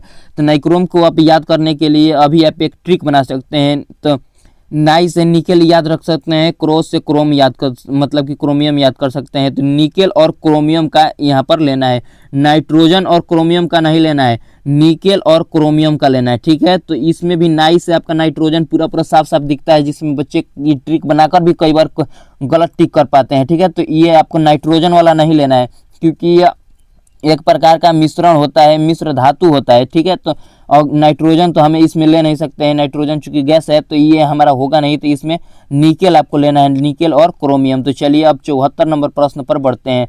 74 नंबर प्रश्न कह रहा है कि प्रतिरोधकता का मात्रक क्या है। प्रतिरोध का नहीं पूछ रहा है, प्रतिरोधकता का मात्रक पूछ रहा है। तो प्रतिरोधकता का मात्रक होता है ओम मीटर, और प्रतिरोध का मात्रक क्या होता है, सिर्फ ओम। ठीक है, तो प्रतिरोधकता का मात्रक हमसे पूछा है तो ओम मीटर, ऑप्शन नंबर ए इसका करेक्ट हो जाएगा। तो चलिए 75 नंबर प्रश्न पर आगे बढ़ते हैं। 75 नंबर प्रश्न कह रहा है कि 1 HP मतलब कि जो हॉर्स पावर होता है वो किसके बराबर होता है। मतलब जो अश्व शक्ति होती है, एक अश्व शक्ति या फिर एक हॉर्स पावर वो किसके बराबर होती है। तो ऑप्शन देख लेते हैं, इसका ऑप्शन नंबर ए है। ऑप्शन देखिए यहाँ पर ऑप्शन नंबर ए है 776 वाट के बराबर होता है, 460 वाट के बराबर होता है। अगला है हमारा 567 वाट का होता है, और चौथा ऑप्शन और अंतिम ऑप्शन है कि 760 वाट का होता है। तो ऑप्शन नंबर ए इसका करेक्ट आंसर हो जाएगा, 746 वाट का होता है। 1 HP बराबर कितना होता है, मतलब एक हॉर्स पावर बराबर कितना होता है, 746 वाट होता है। ठीक है, तो आप अश्व शक्ति दे या फिर हॉर्स पावर दे या फिर HP दे, आप किसी भी प्रकार से इसे सही टिक कर लीजिएगा। ठीक है, तो 75 नंबर प्रश्न आपका क्लियर होता है, ऑप्शन नंबर ए इसका सही है। ठीक, तो चलिए अब आगे बढ़ते हैं। 76 नंबर प्रश्न देखिए। 76 नंबर प्रश्न कह रहा है कि घरों में जो विद्युत आता है, मतलब विद्युत की जो आपूर्ति की जाती है, जो विद्युत दिया जाता है वो होता है। ऑप्शन नंबर कह रहा है पहला है कि 220 वोल्ट दृष्ट धारा मतलब कि DC होता है। ठीक है, दूसरा ऑप्शन कह रहा है कि 12 वोल्ट DC मतलब कि जो 12 वोल्ट का DC आता है। ठीक है, तो तीसरा ऑप्शन कह रहा है कि 220 वोल्ट प्रत्यवर्ती धारा मतलब कि AC करंट। ठीक है, तो आप लोग चौथा ऑप्शन देख लीजिए। चौथा ऑप्शन कह रहा है कि 110 110 वोल्ट प्रतिवर्ती धारा मतलब कि एसी। तो ऑप्शन नंबर कौन सा इसका करेक्ट हो जाएगा? हमारे घरों में कौन सी विद्युत की ऊर्जा की आपूर्ति की जाती है? तो 220 वोल्ट और एसी करंट होता है, वो डीसी नहीं होता है, एसी करंट होता है, प्रतिवर्ती धारा होती है 220 वोल्ट पर। और यदि इसकी फ्रीक्वेंसी पूछ दे, हज पूछ दे कि कितने हज पर आता है या फिर इसकी फ्रीक्वेंसी कितनी होती है, तो 50 हज की होती है। ठीक है, तो चलिए अब आगे बढ़ते हैं। प्रश्न संख्या 77 नंबर प्रश्न कह रहा है कि सेल के विद्युत वाहक बल का मात्रक क्या होता है? सेल के विद्युत वाहक बल का मात्रक क्या होता है? पहला ऑप्शन है ओम, दूसरा ऑप्शन है वोल्ट, तीसरा ऑप्शन है एम्पियर, चौथा ऑप्शन है कूलाम। तो ऑप्शन नंबर बी इसका करेक्ट आंसर हो जाएगा, वोल्ट। ऑप्शन नंबर बी किसका होता है? सेल के विद्युत वाहक बल का मात्रक होता है। ठीक है, तो चलिए अब आगे बढ़ते हैं। विभवांतर का भी मात्रक कौन होता है? वोल्ट होता है। तो चलिए अब आगे बढ़ते हैं। अब आगे है 78 नंबर प्रश्न कह रहा है कि शक्ति का एसआई मात्रक क्या होता है? तो ऑप्शन देख लेते हैं, न्यूटन, फिर अगला है वोल्ट, तीसरा है वाट, चौथा है जूल। तो शक्ति का एसआई मात्रक वाट होता है। तो चलिए अब 79 नंबर प्रश्न पर चलते हैं।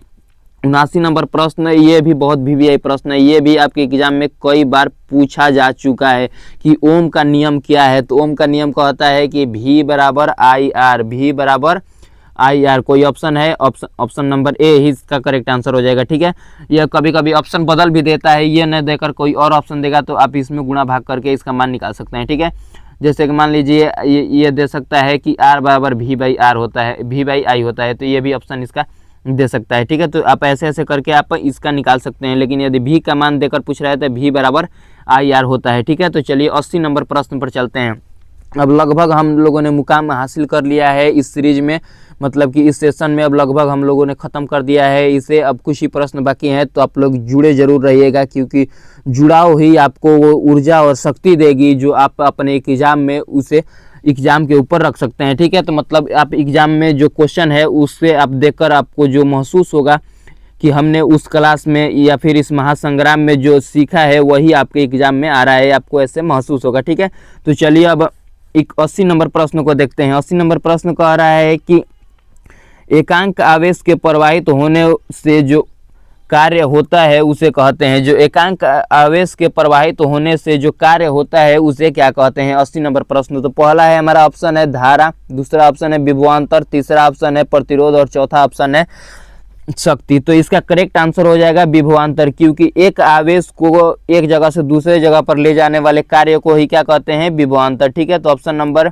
बी इसका करेक्ट आंसर हो जाएगा। तो चलिए 81 नंबर प्रश्न पर चलते हैं। 81 नंबर प्रश्न कह रहा है कि किसी चालक का प्रतिरोध निर्भर करता है, किसी चालक का प्रतिरोध निर्भर करता है किस पर? तो ये भी बहुत ही वीवीआई प्रश्न है, ये लगभग आपके एग्जाम में 3 बारी पूछा जा चुका है। ठीक है, तो आप इस प्रश्नों को जरूर ध्यान से देखिएगा। तो चलिए ऑप्शन देख लेते हैं।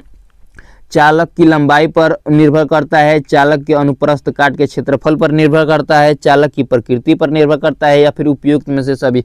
ये हूबहू प्रश्न आपके एग्जाम में लगभग 3 बार पूछा जा चुका है, जिसका ऑप्शन नंबर डी करेक्ट है। ठीक है, कि चालक की लंबाई पर भी निर्भर करता है, चालक के अनुप्रस्थ काट पर भी निर्भर करता है, चालक की प्रकृति पर भी निर्भर करता है। ठीक है, ये मतलब चालक तार कितना लंबा है, चालक तार कितना मोटा है, और चालक तार की प्रकृति कैसी है, वो किस धातु का बना हुआ है, इस पर भी निर्भर करेगा। तो चलिए इसका ऑप्शन नंबर डी करेक्ट हो जाएगा। तो चलिए 82 नंबर प्रश्न पर चलते हैं। 82 नंबर प्रश्न कह रहा है कि आमीटर का प्रतिरोध होता है, आमीटर का प्रतिरोध होता है। तो ऑप्शन नंबर ए इसका हो जाएगा छोटा होता है। देखिए यहाँ पर ऑप्शन नंबर ए है छोटा, मतलब कि बहुत कम प्रतिरोध होता है, बड़ा होता है मतलब बहुत ज़्यादा प्रतिरोध होता है। फिर तीसरा ऑप्शन है कि बहुत छोटा होता है, मतलब बहुत कम मात्रा में होता है, मतलब कि ये लगभग ना के बराबर प्रतिरोध होता है। और चौथा ऑप्शन है कि इनमें से कोई नहीं। तो ए मीटर या फिर आ मीटर के जो प्रतिरोध होता है वो बहुत ही कम होता है, ना के बराबर होता है। ठीक है, तो ऑप्शन नंबर सी इसका करेक्ट आंसर हो जाएगा। तो चलिए अब 83 नंबर प्रश्न पर चलते हैं। 83 नंबर प्रश्न कह रहा है कि जो हमारा क्या होता है वोल्ट मीटर, तो जो वोल्ट मीटर का प्रतिरोध होता है वो क्या होता है? तो जो वोल्ट मीटर का प्रतिरोध होता है हमारा बहुत अधिक हो जाता है। ऑप्शन नंबर ए इसका करेक्ट आंसर हो जाएगा। जब हमने बात किया कि आ मीटर का प्रतिरोध है तो आ मीटर का बहुत कम, जब वोल्ट मीटर की हम बात करेंगे तो वोल्ट मीटर का जो प्रतिरोध होगा वो बहुत ही अधिक होगा। सॉरी, यहाँ पर ए नहीं होगा, यहाँ पर बी होगा। ऑप्शन नंबर बी इसका करेक्ट हो जाएगा। सबसे अधिक मतलब कि बहुत ही अधिक किसका होता है? वोल्ट मीटर का। जब आ मीटर की बात करेंगे तो बहुत कम होता है, तो वोल्ट मीटर में सब बहुत अधिक इसका प्रतिरोध होता है। तो चलिए 84 नंबर प्रश्न पर चलते हैं। 84 नंबर प्रश्न देखिए, 84 नंबर प्रश्न कह रहा है कि एक यूनिट में विद्युत ऊर्जा का मान कितना होता है। एक यूनिट कहे या फिर कहे कि 1 किलोवाट घंटा में विद्युत ऊर्जा का मान कितना होता है, तब पर भी आपको सेम आंसर बताना है। तो ऑप्शन देख लेते हैं। ऑप्शन नंबर है इसका ए कह रहा है कि 3.6 × 10 के पावर 6 जूल। फिर दूसरा ऑप्शन कह रहा है कि 36 × 10 के पावर 6 जूल। फिर तीसरा कह रहा है कि 3.6 × 10 के पावर 5 जूल। फिर चौथा ऑप्शन है कह रहा है कि 3 × 10 के पावर 6 बटे कितना 10 के पावर 6 जूल। ठीक है, तो ऑप्शन नंबर ए इसका करेक्ट आंसर हो जाएगा। ऑप्शन नंबर ए 3.6 × 10 के पावर 6 जूल। आपसे एक यूनिट पूछे या फिर 1 किलोवाट घंटा पूछे, ये दोनों चीज़ें एक ही होता है। ठीक है, तो इसका ऑप्शन नंबर ए करेक्ट हो जाएगा। तो चलिए 85 नंबर प्रश्न पर चलते हैं। 85 नंबर प्रश्न कह रहा है कि विद्युत बल्ब के भीतर कौन सी गैस भरी जाती है। विद्युत बल्ब के भीतर कौन सी गैस भरी जाती है, तो यहाँ पर देखिए ऑप्शन पहला है वायु, फिर दूसरा ऑप्शन है ऑक्सीजन, तीसरा ऑप्शन है निष्क्रिय गैस, चौथा ऑप्शन है नाइट्रोजन।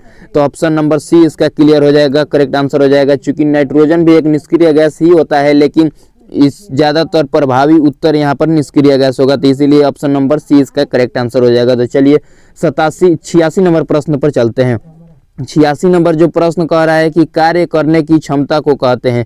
कार्य करने की क्षमता को क्या कहते हैं, तो ऑप्शन नंबर ए है बल कहते हैं, शक्ति कहते हैं, और तीसरा ऑप्शन है ऊर्जा कहते हैं, तथा चौथा ऑप्शन है कि इनमें से कोई नहीं। तो इसका करेक्ट आंसर क्या हो जाएगा, कार्य करने की क्षमता को क्या कहते हैं, ऊर्जा कहते हैं। ऑप्शन नंबर सी इसका करेक्ट आंसर हो जाएगा। तो चलिए अब 87 नंबर प्रश्न पर चलते हैं। 87 नंबर प्रश्न कह रहा है कि आमीटर अर्थात कि एमीटर जो भी है वो दोनों का नाम एक ही होता है। आमीटर कहे या फिर एमीटर कहे से आप क्या मापते हैं, आमीटर या फिर एमीटर से आप क्या मापते हैं। तो ऑप्शन नंबर ए है धारा मापते हैं, आवेश मापते हैं, विभव मापते हैं, या फिर विद्युत शक्ति मापते हैं। तो आमीटर से क्या मापा जाता है, धारा का माप किया जाता है, धारा मापी जाती है। या फिर एमीटर से भी किसका मापन होता है, धारा का मापन होता है। तो चलिए आगे बढ़ते हैं 88 नंबर प्रश्न पर। 88 नंबर प्रश्न कह रहा है कि इलेक्ट्रॉन पर कौन सा आवेश होता है, धन आवेश होता है या फिर ऋण आवेश होता है। तो हमने अभी चर्चा किया कि इलेक्ट्रॉन पर 1.6 × 10 के पावर जो है -19 कूलाम होता है, मतलब कि धन आवेश होता है या फिर ऋण आवेश। तो यहाँ पर जो लगा होता है माइनस में,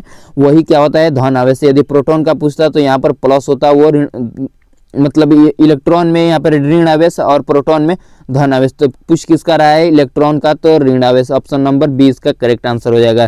तो चलिए अब आगे बढ़ते हैं। अगला प्रश्न कह रहा है कि विद्युत धारा की प्रबलता का एसआई मात्रक क्या है। विद्युत धारा की प्रबलता का एसआई मात्रक क्या है। पहला ऑप्शन कह रहा है कि एम्पियर, फिर दूसरा ऑप्शन कह रहा है वोल्ट, तीसरा ऑप्शन कह रहा है ओम, और चौथा ऑप्शन कह रहा है जूल। तो इसका करेक्ट आंसर हो जाएगा एम्पियर। जो विद्युत धारा की प्रबलता का एसआई मात्रक कौन सा है, तो एम्पियर। हमने चूंकि बात किया पहले भी कि एसआई मात्रक बहुत पूछा जाता है, एसआई मात्रक बहुत पूछा जाता है, तो आप ऐसे प्रश्नों को जरूर याद रखिएगा। तो चलिए अब 90 नंबर प्रश्न देखते हैं। 90 नंबर प्रश्न कह रहा है कि जूल पर कूलाम किसके बराबर होता है। वही आ गया जेसीबी वाला। ठीक है, तो किसके बराबर होता है, भी मतलब कि वोल्ट के बराबर होता है। ठीक, तो चलिए अब आगे बढ़ते हैं। जेसीबी अब से आप इसे याद रख सकते हैं कि आप ऐसे ये प्रश्न अलग अलग प्रकार के आप देख चुके हैं कि 3 बार ये प्रश्न घुमा फिरा कर पूछ दिया हमसे। तो ये प्रश्न बहुत ही VVI है। ठीक है, तो ऐसे प्रश्न आपको हमेशा याद रखना है। तो इसके लिए मैंने ट्रिक भी बता दिया कि जेसीबी मतलब कि जूल पर कूलाम किसके बराबर होगा, भी के बराबर होगा, और भी वोल्ट। ठीक है, तो चलिए अब आगे बढ़ते हैं 91 नंबर प्रश्न पर। 91 नंबर प्रश्न कह रहा है कि विद्युतीय क्षेत्र रेखाएं किस ध्रुव से निकलती है। जो विद्युतीय क्षेत्र रेखाएं हैं वो किस ध्रुव से निकलती है, मतलब कि उत्तरी ध्रुव से निकलती है, या फिर दक्षिणी ध्रुव से निकलती है, या फिर चुंबक के मध्य से निकलती है, या फिर कहीं से भी निकल जाती है। तो ऑप्शन नंबर ए इसका करेक्ट हो जाएगा कि नॉर्थ पोल से निकलती है। ठीक है, जो एन लिखा होता है उससे निकलती है। तो इसे भी ट्रिक एक याद रखने के लिए कि जो निकलना है वो नॉर्थ से, और जो निकल रही है कहाँ से, नॉर्थ से। तो आप इससे भी याद कर सकते हैं कि निकलने की बात करें तो कहाँ से, नॉर्थ से। तो एन से आप इन दोनों को क्लियर कर सकते हैं। तो चलिए 92 नंबर प्रश्न की तरफ बढ़ते हैं। 92 नंबर प्रश्न कह रहा है कि विद्युत धारा उत्पन्न करने वाले युक्ति को क्या कहते हैं। विद्युत धारा उत्पन्न करने वाले युक्ति को क्या कहते हैं। तो ऑप्शन नंबर ए है जनरेटर, दूसरा ऑप्शन है गैल्वेनोमीटर, मतलब जनित्र को ही अंग्रेजी में जनरेटर कहा जाता है। तो तीसरा ऑप्शन है एमीटर, और चौथा ऑप्शन है मोटर। तो बात कर रहा है कि विद्युत धारा उत्पन्न करने की युक्ति को क्या कहते हैं। तो जनरेटर द्वारा शादी विवाह में आप देखे होंगे कि विद्युत धारा उत्पन्न किया जाता है। ठीक है, तो ऑप्शन नंबर ए इसका करेक्ट हो जाएगा। तो चलिए 93 नंबर प्रश्न पर चलते हैं। 93 नंबर प्रश्न कर रहा है कि विद्युत फ्यूज विद्युत धारा के किस सिद्धांत पर कार्य करती है। तो विद्युत फ्यूज क्यों लगाया जाता है, ताकि यदि धारा का मान बढ़े तो वो गर्म होकर कट जाए। तो ऊष्मीय प्रभाव पर क्यों ये काम करता है, किस पर काम करता है, ऊष्मीय प्रभाव पर काम करता है, जिसमें धारा का मान बढ़ने से एक सिंगल तार पर प्रतिरोध बढ़ जाता है। जब प्रतिरोध बढ़ जाता है तो ये तार गर्म होकर टूट जाती है। ठीक है, तो यहीं पर यह ऊष्मीय प्रभाव पर कार्य करता है। ऑप्शन नंबर सी इसका करेक्ट आंसर हो जाएगा। चलिए अब बढ़ते हैं आगे 94 नंबर प्रश्न पर। 94 नंबर प्रश्न कह रहा है कि डायनेमो में किस प्रकार की धारा प्रवाहित होती है। तो डायनेमो में किस प्रकार की धारा प्रवाहित होती है, ऑप्शन देख लेते हैं। पहला ऑप्शन है कि दृष्ट धारा, दूसरा ऑप्शन है कि प्रत्यावर्ती धारा मतलब कि दृष्ट मतलब डीसी धारा, और दूसरा ऑप्शन है प्रवर्ती मतलब एसी धारा, और तीसरा ऑप्शन है दोनों, चौथा ऑप्शन है इनमें से कोई नहीं। तो इसका करेक्ट आंसर हो जाएगा दोनों, क्योंकि डायनेमो में आप वलय बदल कर आप इसका धारा का मान बदल सकते हैं। ठीक है, जब आप वलय बदलते हैं तो इसका मान भी बदल जाता है। ठीक है, तो चलिए कभी एसी जब प्राप्त करना हो तो आप अलग वलय का उपयोग करते हैं, जब डीसी प्राप्त करना है तो आप अलग वलय का उपयोग करते हैं, मतलब कि स्प्रिंग का उपयोग करते हैं। तो चलिए अब आगे बढ़ते हैं 95 नंबर प्रश्न की तरफ। 95 नंबर प्रश्न कर रहा है कि विद्युत चुंबक बनाने के लिए प्रायः किस पदार्थ का उपयोग किया जाता है। बहुत वीवीआई प्रश्न, बहुत वीवीआई प्रश्न, ये कई बार एग्जाम में आ चुका है कि विद्युत चुंबक बनाने के लिए प्रायः किस पदार्थ का उपयोग किया जाता है, या फिर किस पदार्थ के छड़ का उपयोग किया जाता है। ऑप्शन देखते हैं। इस्पात, दूसरा ऑप्शन है पीतल, तीसरा ऑप्शन है नर्म लोहा, और चौथा ऑप्शन है इनमें से कोई नहीं। तो यदि आप थोड़ा सा भी तैयारी किए होंगे तो आप इसे मेरे टिक करने से पहले ही टिक कर लिए होंगे कि ऑप्शन नंबर सी इसका क्या हो जाएगा, करेक्ट आंसर। ठीक है, तो चलिए सी नंबर इसका करेक्ट आंसर हो गया कि नर्म लोहा का उपयोग किया जाता है किस क्या बनाने के लिए, विद्युत चुंबक बनाने के लिए। तो चलिए अब आगे बढ़ते हैं 96 नंबर प्रश्न पर। 96 नंबर प्रश्न कर रहा है कि लघु पथन अर्थात कि शॉर्ट सर्किट के समय क्या होता है। शॉर्ट सर्किट के समय धारा का मान बढ़ जाता है या फिर घट जाता है, ये हमें बताना है। तो पहला ऑप्शन है जो धारा का मान है बहुत कम हो जाता है, फिर दूसरा ऑप्शन है कि परिवर्तित नहीं होता है, मतलब कि धारा का मान में कोई परिवर्तन नहीं होता है, फिर तीसरा ऑप्शन है कि बहुत अधिक बढ़ जाता है, और चौथा ऑप्शन है कि इसमें कोई इन चारों ऑप्शनों में से कोई नहीं। तो चलिए इसका करेक्ट आंसर हो जाएगा शॉर्ट सर्किट समय धारा का मान बढ़ जाता है, जिससे आग लगने की संभावना भी बढ़ जाती है। तो चलिए अब आगे बढ़ते हैं 97 नंबर प्रश्न पर। 97 नंबर प्रश्न देखिए, 97 नंबर प्रश्न कह रहा है कि डायनेमो यांत्रिक ऊर्जा को किस ऊर्जा में बदलता है, या फिर देखिए यहाँ पर देखिए डायनेमो की बात कर रहा है। डायनेमो किस ऊर्जा मतलब यांत्रिक ऊर्जा को किस ऊर्जा में परिणित करता है या फिर किस में बदलता है। तो आप यहाँ पर जान सकते हैं कि यह किस में बदलता है, विद्युत ऊर्जा में। यांत्रिक ऊर्जा को विद्युत ऊर्जा में बदलता है। किस विद्युत ऊर्जा में बदलता है, तो ये डीसी में भी बदल सकता है और एसी में भी बदल सकता है। तो इसका option number B correct answer हो जाएगा। तो चलिए अब 98 नंबर प्रश्न पर चलते हैं। 98 नंबर प्रश्न देखिए, 98 नंबर प्रश्न कह रहा है कि घरों में दुर्घटना किसके कारण होती है। जो घरों में विद्युत से दुर्घटना होती है वो किसके कारण होती है। तो ऑप्शन नंबर ए है फ्यूज तार के कारण होती है, शॉर्ट सर्किट के कारण होती है, उच्च धारा प्रवाह के कारण होती है, या फिर इनमें से कोई नहीं। तो आप सभी को पता होगा कि आग लगने की संभावना किस में बनती है, शॉर्ट सर्किट में बनती है। तो ऑप्शन नंबर बी इसका करेक्ट हो जाएगा कि इसी शॉर्ट सर्किट के कारण घरों में जो विद्युत दुर्घटना होने का कारण बनता है, यही शॉर्ट सर्किट। तो ऑप्शन नंबर बी इसका करेक्ट हो जाएगा। तो चलिए अब आगे बढ़ते हैं 99 नंबर प्रश्न पर। 99 प्रश्न, आप ध्यान रखिए 99 प्रश्न। अब हम लोग अपने लक्ष्य के बहुत करीब आ गए हैं। यहाँ पर प्रश्न कह रहा है कि फ्लेमिंग का जो वाम हस्त नियम है उसमें अंगूठा क्या दिखाता है। तो अंगूठा क्या दिखाता है, हमारी बल की दिशा या फिर गति की दिशा को दिखाता है। तो बल आपका है या फिर गति की दिशा का है, उन दोनों को कौन दिखाता है, अंगूठा दिखाता है। तो चलिए अब आगे बढ़ते हैं। यदि आप धारा की दिशा कर रहे हैं, मतलब कि करंट की दिशा कर रहे हैं, सेकंड फिंगर, ठीक। आप जब चुंबकीय क्षेत्र की दिशा कर रहे हैं, मतलब कि फर्स्ट फिंगर में फील्ड आ गया, एफ से फर्स्ट फिंगर और क्षेत्र के लिए फील्ड, ठीक। तो आप एफ से एफ मिला सकते हैं। अब सेकंड में जो सी होता है, इसके बाद जो सी आता है उससे सेकंड मिला सकते हैं, और करंट से सी मिला सकते हैं, और इन दोनों के बाद जो बचेगा वो हमारा ये हो जाएगा बल की दिशा, ठीक है, या फिर गति की दिशा की वो चुंबक जो विद्युत धारा की गति है वो किस तरफ से आ रही है या फिर जो बल लग रहा है वो किस तरफ से लग रहा है। तो चलिए अब इसका ऑप्शन नंबर कौन सा सही हो जाएगा, ऑप्शन नंबर सी। इसी के साथ साथ आपका 2 और ऑब्जेक्टिव क्लियर हो गया कि चुंबकीय क्षेत्र की दिशा कौन बताएगा, फर्स्ट फिंगर मतलब कि तर्जनी, और जो धारा की दिशा कौन बताएगा, सेकंड फिंगर मतलब कि मध्यमा। तो चलिए अब आगे बढ़ते हैं प्रश्न संख्या 100।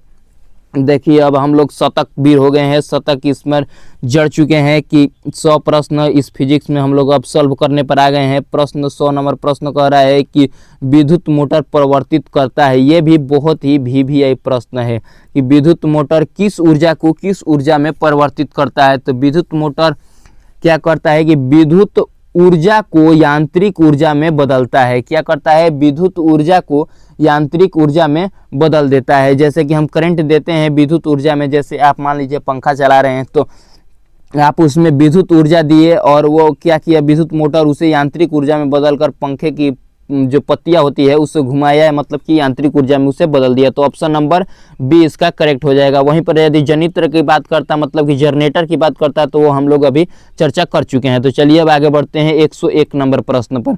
101 नंबर प्रश्न ये भी, यदि इस बार भी थोड़ा सा भी एग्जाम कठिन आता है, एग्जाम में थोड़ा सा भी टफ प्रश्न देने का मन करता है बिहार बोर्ड का, तो ये भी प्रश्न आपके लिए बहुत ही VVI प्रश्न है।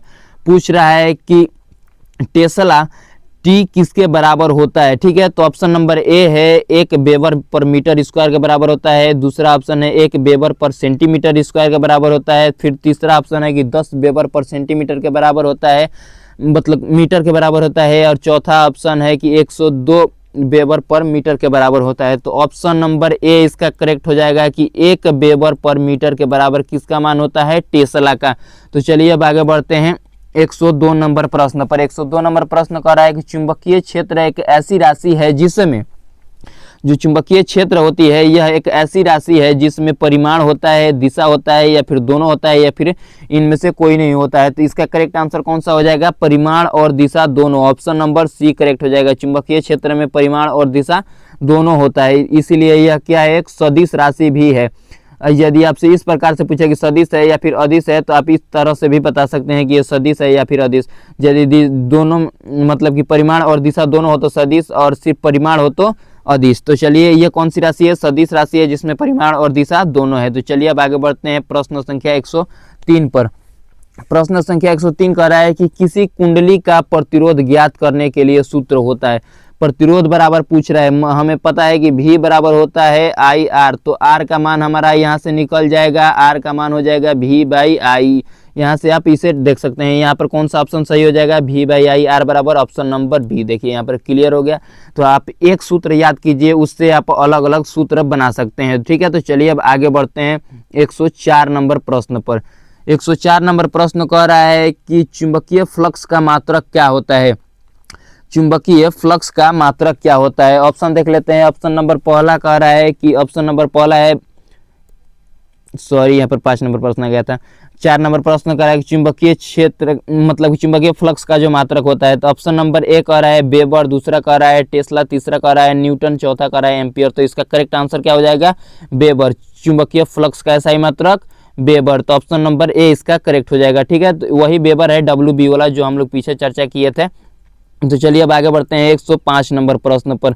105 नंबर प्रश्न कर रहा है कि माइकल फ्राडे एक प्रसिद्ध थे, मतलब कि वो खगोल शास्त्री थे, भौतिक शास्त्री थे, या फिर रसायन शास्त्री थे, या फिर भूवैज्ञानिक थे। तो ऑप्शन नंबर बी इसका करेक्ट हो जाएगा कि जो माइकल फ्राडे हैं वो क्या थे, भूगोल शास्त्री थे। तो चलिए अब आगे बढ़ते हैं, आगे आते हैं तो हम लोग पाते हैं कि जो विद्युत चुंबकीय प्रेरण की खोज किसने किया था। तो विद्युत चुंबकीय प्रेरण का खोज किसने किया था, माइकल फ्राडे ने ही। वही माइकल फ्राडे जो हम अभी पीछे चर्चा किए थे, यही वाले माइकल फ्राडे। ठीक है, तो इन्हें क्या कहा जाता है, भूगोल शास्त्री भी कहा जाता है। एक प्रसिद्ध क्या थे, भूगोल शास्त्री। तो यही अगला प्रश्न हमसे पूछ दिया कि जो विद्युत चुंबकीय प्रेरण की खोज किसने किया था, तो माइकल फ्राडे ने। इन दोनों प्रश्नों में से एक प्रश्न आपके एग्जाम में आ रहा है इस बार, तो इन दोनों प्रश्नों का आप गौर करके जरूर देख लीजिएगा।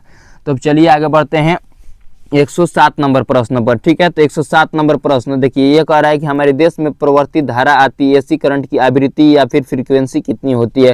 तो इसका कौन सा करेक्ट आंसर हो जाएगा 50 हर्ट्ज। यदि हमारे देश की बात ना करके अमेरिका की बात करें तो उसमें 60 हर्ट्ज की फ्रीक्वेंसी वाले आवृत्ति वाले जो है एसी करंट आती है, लेकिन जब हमारे देश की बात करता है, जब भारत की बात करता है तो कौन सा आंसर करेक्ट हो जाएगा, ऑप्शन नंबर ए 50 हर्ट्ज। ठीक है, तो ऑप्शन नंबर ए इसका करेक्ट हो गया। चलिए अब 108 नंबर प्रश्न की तरफ बढ़ते हैं। 108 नंबर प्रश्न थोड़ा सा कठिन प्रश्न है। यदि आप इस जो है कि थ्योरी को यदि ध्यान से पढ़े होंगे तभी आप इसे हल कर पाइएगा। तो ऑप्शन प्रश्न कह रहा है कि किसी प्रोटॉन का निम्नलिखित में से कौन सा गुण किसी चुंबक के चुंबकीय क्षेत्र में मुक्त गति करते समय परिवर्तित हो जाता है। मतलब कि जो प्रोटॉन होते हैं उसमें निम्नलिखित में से कौन सा गुण है उनका कि जो चुंबकीय क्षेत्र में मुक्त गति करते समय परिवर्तित हो जाता है। तो ऑप्शन है हमारा, पहला ऑप्शन है द्रव्यमान, दूसरा ऑप्शन है चाल, तीसरा ऑप्शन है वेग और समवेग और चौथा ऑप्शन है इनमें से कोई नहीं। तो प्रोटॉन जो है उसका एक गुण है वेग और समवेग का कि यदि वो चुंबकीय क्षेत्र में मुक्त रूप से गति करता है तो उसका वेग और समवेग परिवर्तित हो जाता है। तो ऑप्शन नंबर सी इसका करेक्ट आंसर हो जाएगा। तो चलिए अब आगे बढ़ते हैं 109 नंबर प्रश्न पर। यदि आप अभी सोच रहे हैं कि ऐसे ऐसे बड़े प्रश्न एग्जाम के जैसे आप यदि क्वेश्चन बैंक सॉल्व करते होंगे तो ऐसे ऐसे बड़े प्रश्न आप देकर घबरा जाते होंगे, क्योंकि यही प्रश्न होते हैं जो एग्जाम में बच्चों को डरा देते हैं अपने बड़े स्वरूप से। सिर्फ इनमें बड़ा स्वरूप ही नहीं होता है, ये प्रश्न भी थ्योरेटिकल होते हैं। यदि आप थ्योरी को क्लियर नहीं कर पाए हैं पढ़ते समय, मतलब कि आप इस चैप्टर को हल करते समय इस थ्योरी को क्लियर नहीं कर पाए हैं तो आपको समझ में भी यह प्रश्न नहीं आएगा। ठीक है, तो चलिए आप इस प्रश्न को देखते हैं। प्रश्न कह रहा है कि पश्चिम की ओर जो है प्रक्षेपित कोई धनात्मक कण किसी चुंबकीय क्षेत्र द्वारा उत्तर की ओर विक्षेपित किया जाता है तो चुंबकीय क्षेत्र की दिशा क्या होगी। ठीक है, तो इसका प्रश्न कह रहा है कि जो आवेशित कण है, यहाँ पर आवेशित कण की जगह पर आपका प्रश्न में अल्फा कण भी दे सकता है। ठीक है, वो भी धनात्मक कण ही होता है, इसीलिए हम बता रहे हैं कि इसमें धनात्मक कण को हटाकर अल्फा कण भी आपके एग्जाम में दे सकता है, तब पर भी आपको डरना नहीं है। जब आप फ्लेमिंग के बामहर्स्ट नियम पढ़े होंगे तो बताए होंगे, हम अभी तुरंत ही बताए थे कि जो धारा का जो बल होता है या फिर बल की जो दिशा होती है वो कौन डिसाइड करता है, अंगूठा। तो अंगूठा हमारा इसमें किधर दिया है, पश्चिम की तरफ। जब पश्चिम की तरफ हमारा अंगूठा दिया है और जो चुंबकीय क्षेत्र की दिशा पूछ रहा है, मतलब कि फर्स्ट फिंगर किस तरफ होगी ये पूछ रहा है, और उसमें भी हमारा दे दिया है कि ये करंट किधर जा रहा है। तो करंट जा रहा है हमारे किस तरफ, यहाँ पर देखिए उत्तर की तरफ। तो यदि आप अंगुलियों को करेंगे इस प्रकार से कि अंगूठा जो है पश्चिम की तरफ हो जाए और 90 डिग्री पर रखते हुए यदि आप करेंगे कि अंगूठा जो है पश्चिम की तरफ हो जाए और जो मध्यमा है वो उत्तर की तरफ हो जाए, तो हमारा जो ये फर्स्ट फिंगर है जो चुंबकीय क्षेत्र की दिशा बताती है वो हमारे ऊपर की तरफ उठ जाएगी। तो इसीलिए ऑप्शन नंबर इसका कौन सा करेक्ट हो जाएगा, ऑप्शन नंबर डी ऊपरमुखी हो जाएगी। मतलब कि चुंबकीय क्षेत्र की दिशा क्या हो जाएगी, ऊपरमुखी। ऑप्शन नंबर डी इसका करेक्ट हो जाएगा। ठीक है, तो चलिए अब आगे बढ़ते हैं 110 नंबर प्रश्न पर। अब सिर्फ 10 प्रश्न बचे हैं तो गौर फरमाइएगा इन प्रश्नों पर। ठीक है, तो अब छोड़ के भागने का चक्कर में मत रहिएगा, क्योंकि अब यही प्रश्न आप बार बार छोड़कर चले जाते हैं। किसी भी क्लास में आप आते हैं बार बार ये अंतिम वाले प्रश्न छोड़कर चले जाते हैं, और यही प्रश्न जब आपके सामने एग्जाम में आता है तो आप डर जाते हैं कि हम ये कभी पढ़े ही नहीं, ये आउट ऑफ सिलेबस आ गया। लेकिन यहीं पर प्रश्न जो है कि आप पढ़ लेते हैं तो आप उनमें शामिल हो सकते हैं बिहार बोर्ड के टॉपरों में। ठीक है, तो यदि आप यही प्रश्न कुछ एक आध प्रश्न ऐसे होते हैं, यदि आप इनको क्लियर कर ले तो आप सभी प्रश्न टिक कर पाएंगे। ठीक है, तो चलिए आप इन प्रश्नों को देखिए। ये प्रश्न कह रहा है कि विद्युत परिपथ की सुरक्षा के लिए किस युक्ति का उपयोग किया जाता है। तो विद्युत परिपथ की सुरक्षा के लिए किस युक्ति का उपयोग किया जाता है, ऑप्शन देख लेते हैं। ऑप्शन नंबर ए कह रहा है हमारा विद्युत फ्यूज, फिर दूसरा ऑप्शन कह रहा है कि एमीटर, फिर तीसरा ऑप्शन है वोल्ट मीटर, फिर चौथा ऑप्शन है इनमें से कोई नहीं। तो विद्युत फ्यूज का उपयोग किया जाता है विद्युत परिपथ की सुरक्षा के लिए, ताकि जो धारा का मान बढ़े तो प्रतिरोध अधिक हो और जो एक तार पर गर्म होकर यह तार क्या हो जाए, टूट जाए, ताकि आगे का सर्किट जल ना जाए। ठीक है, तो इसका किसका उपयोग किया जाता है, विद्युत फ्यूज का। ऑप्शन नंबर ए इसका करेक्ट हो जाएगा। तो चलिए अब आगे बढ़ते हैं 111 नंबर प्रश्न। 111 नंबर प्रश्न कह रहा है कि गर्म जल प्राप्त करने के लिए हम सौर जल तापक का उपयोग किन दिनों में नहीं कर सकते हैं। ये भी VVI प्रश्न है, ऐसे प्रश्न आपके एग्जाम में कई बार पूछे जा चुके हैं। ठीक है, तो चलिए ऑप्शन देख लेते हैं। कह रहा है कि जल गर्म करने वाले, मतलब कि सौर ऊर्जा का एक ऐसा यंत्र है जिसकी मदद से हम जल गर्म करते हैं। ठीक है, तो चलिए अब देखते हैं कि उसका उपयोग कब नहीं कर पाएंगे, ये हमसे पूछा है। तो प्रश्न कह रहा है कि धूप वाले दिन में, बादल वाले दिनों में, गर्मी वाले दिनों में या फिर हवा वाले दिनों में। तो सौर ऊर्जा कब काम करती है? जब धूप निकला हो, तो ये तो क्लियर है। जब गर्मी हो तब पर भी धूप निकला रहेगा, जब हवा बहेगा तब पर भी धूप निकला रहेगा। लेकिन जब बादल रहेगा तब तो धूप नहीं निकला रहेगा। जब धूप नहीं निकला रहेगा तो ये तापक जो है, जो सौर ऊर्जा से जल को गर्म करता है, तब तो ये काम नहीं कर पाएगा। तो इसीलिए ऑप्शन नंबर बी इसका करेक्ट आंसर हो जाएगा। तो ये आपके लिए बहुत ही VVI प्रश्न था। चलिए अब आगे बढ़ते हैं 112 नंबर प्रश्न पर। 112 नंबर प्रश्न कह रहा है कि निम्नलिखित में से कौन सा जैव मात्रक ऊर्जा स्रोत का उदाहरण नहीं है? कौन सा जैव मात्रक, आपको याद रखना है, कौन सा जैव मात्रक ऊर्जा स्रोत का उदाहरण नहीं है? पहला है लकड़ी, दूसरा है गोबर गैस, तीसरा है नाभिकीय ऊर्जा, चौथा है कोयला।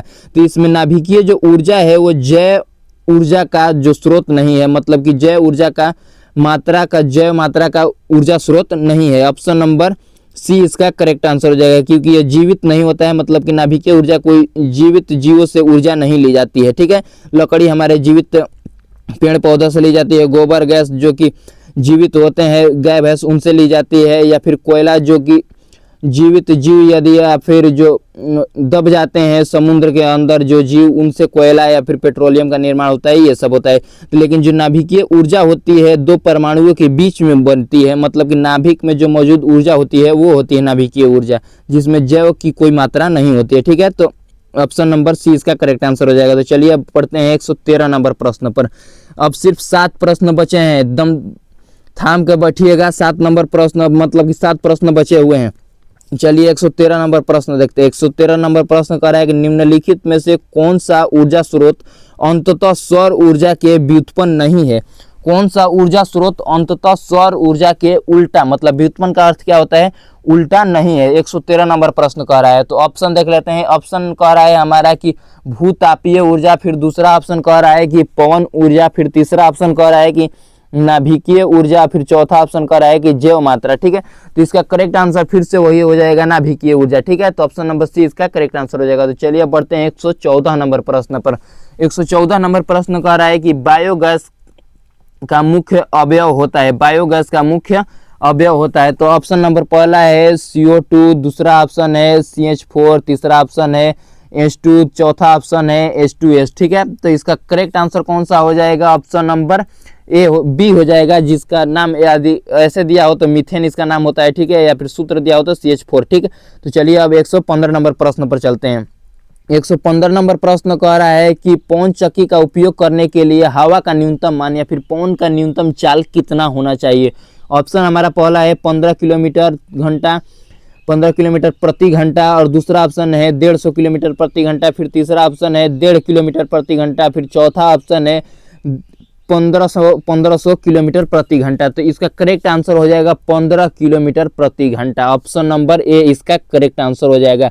कम से कम हवा का चाल कितना होना चाहिए? 15 किलोमीटर प्रति घंटा। तो चलिए अब आगे बढ़ते हैं 116 नंबर प्रश्न पर। 116 नंबर प्रश्न कह रहा है कि सौर सेल बनाने के लिए किसका उपयोग किया जाता है? सौर सेल बनाने के लिए किसका उपयोग किया जाता है? तो इसका ऑप्शन है पहला लोहा का उपयोग किया जाता है, चांदी का उपयोग किया जाता है, तांबा का उपयोग किया जाता है, या फिर सिलिकॉन का उपयोग किया जाता है। जो सोलर बनते हैं उनमें जो पतले पतले तार लगे होते हैं वो किसके होते हैं? सिलिका का होते हैं। ऑप्शन नंबर सी इसका करेक्ट आंसर हो जाएगा, डी इसका करेक्ट आंसर हो जाएगा। तो चलिए अब आगे बढ़ते हैं 117 नंबर प्रश्न पर। 17 नंबर प्रश्न कह रहा है कि ग्लोबल वार्मिंग का उत्तरदायी है, ग्लोबल वार्मिंग का उत्तरदायी है, मतलब यहाँ पर ऑप्शन देख लेते हैं। ऑप्शन कह रहा है कि O2 है, NH3 है, CO2 है और N2 है। तो ग्लोबल वार्मिंग जो होता है वो गर्म हवाओं को माना जाता है। तो गर्म हवा कौन सी होती है? CO2 होती है, कार्बन डाइऑक्साइड गैस होती है। तो ग्लोबल वार्मिंग के लिए कौन उत्तरदायी होता है? CO2। ठीक है, तो चलिए अब आगे बढ़ते हैं 118 नंबर प्रश्न। 118 नंबर प्रश्न कह रहा है कि जीवाश्म ईंधन की ऊर्जा का वास्तविक स्रोत है, जीवाश्म ईंधन की ऊर्जा का वास्तविक स्रोत कौन सा है? तो जीवाश्म ईंधन या जीवाश्म ईंधन प्राप्त करने के लिए आपको जरूरी है सूर्य का होना। जब तक सूर्य आसमान में ना हो तो जीवाश्म ईंधन नहीं बन सकता है। ठीक है, जैसे आप बात करें लकड़ी की, तो जब तक सूर्य आसमान में ना हो तो पेड़ पौधे जन्म नहीं ले पाते हैं। जब आप बात करते हैं कोयले की, तो जब तक कोयला कोयला किससे बनता है? कोयला किसी न किसी जीव से बनता है। तो यदि हमारे पास सूर्य ही ना हो तो वास्तविक स्रोत किसे माना जाएगा? सूर्य को माना जाएगा, क्योंकि ऑप्शन नंबर ए इसका करेक्ट हो गया। ठीक है, जीवाश्म ईंधन का वास्तविक स्रोत या फिर जीवाश्म ईंधन की ऊर्जा का वास्तविक स्रोत क्या होता है? सूर्य होता है। ऑप्शन नंबर ए इसका करेक्ट आंसर हो जाएगा। तो चलिए अब आगे बढ़ते हैं 119 नंबर प्रश्न पर। 119 नंबर प्रश्न कह रहा है कि नाभिकीय ऊर्जा प्राप्त करने हेतु आवश्यक है। नाभिकीय ऊर्जा किससे प्राप्त किया जाता है? ये देखिए, ऑप्शन ए है हीलियम, दूसरा है क्रोमियम, तीसरा है यूरेनियम, चौथा है एल्युमिनियम। तो ऑप्शन नंबर सी इसका करेक्ट आंसर हो जाएगा। यूरेनियम का उपयोग किया जाता है नाभिकीय ऊर्जा बनाने में। ठीक है, नाभिकीय ऊर्जा बनाने में किसका उपयोग किया जाता है? यूरेनियम का। ठीक, तो चलिए अब आगे बढ़ते हैं अपने अंतिम प्रश्न पर। अंतिम प्रश्न कह रहा है कि सौर ऊर्जा को सीधे विद्युत ऊर्जा में बदलने वाली युक्ति को क्या कहते हैं? साधारण सा प्रश्न है कि सौर ऊर्जा को सीधे विद्युत ऊर्जा में बदलने वाली युक्ति को क्या कहते हैं? तो इसका करेक्ट आंसर कौन सा हो जाएगा? आप लोग जरूर कमेंट करके बताइएगा। इसका आपको करेक्ट आंसर टिक करके जरूर बताना है कमेंट में अंतिम प्रश्न का। यदि आप पूरी तरीके से इसे हल कर पाए हैं तो आप जरूर इसे सॉल्व कर दीजिएगा। ठीक है, तो ऑप्शन नंबर, चलिए यहाँ पर कमेंट कर, आप जरूर कमेंट करके बताइएगा कि इसका करेक्ट आंसर कौन सा हो जाएगा 120 नंबर प्रश्न का। तो मिलते हैं अगले सेशन में, केमिस्ट्री के सेशन में। वहाँ पर भी हम लोग लगभग 150 प्रश्नों को हल करेंगे। जी, इस बार के एग्जाम में पूछे जाने वाले प्रश्न है। तो यदि आप इस महासंग्राम सीरीज से आपको थोड़ा सा भी राहत मिला है फिजिक्स में, तो आप इस चैनल को जरूर सब्सक्राइब कीजिएगा। और ये पीपीटी और क्वेश्चन बनाने में बहुत ही समय लगता है, तो आप इस मेहनत को देखते हुए आप इस जो है वीडियो को लाइक भी कर सकते हैं। तो मिलते हैं अगले सेशन में महासंग्राम के दूसरे सीरीज में, जिसमें हम लोग केमिस्ट्री की बात करेंगे। उसमें कौन कौन से प्रश्न पूछे जाने वाले हैं इस बार। तो इस बार के लिए फिजिक्स के लिए धन्यवाद पूरा वीडियो देखने के लिए। तो चलिए मिलते हैं अगले सेशन में।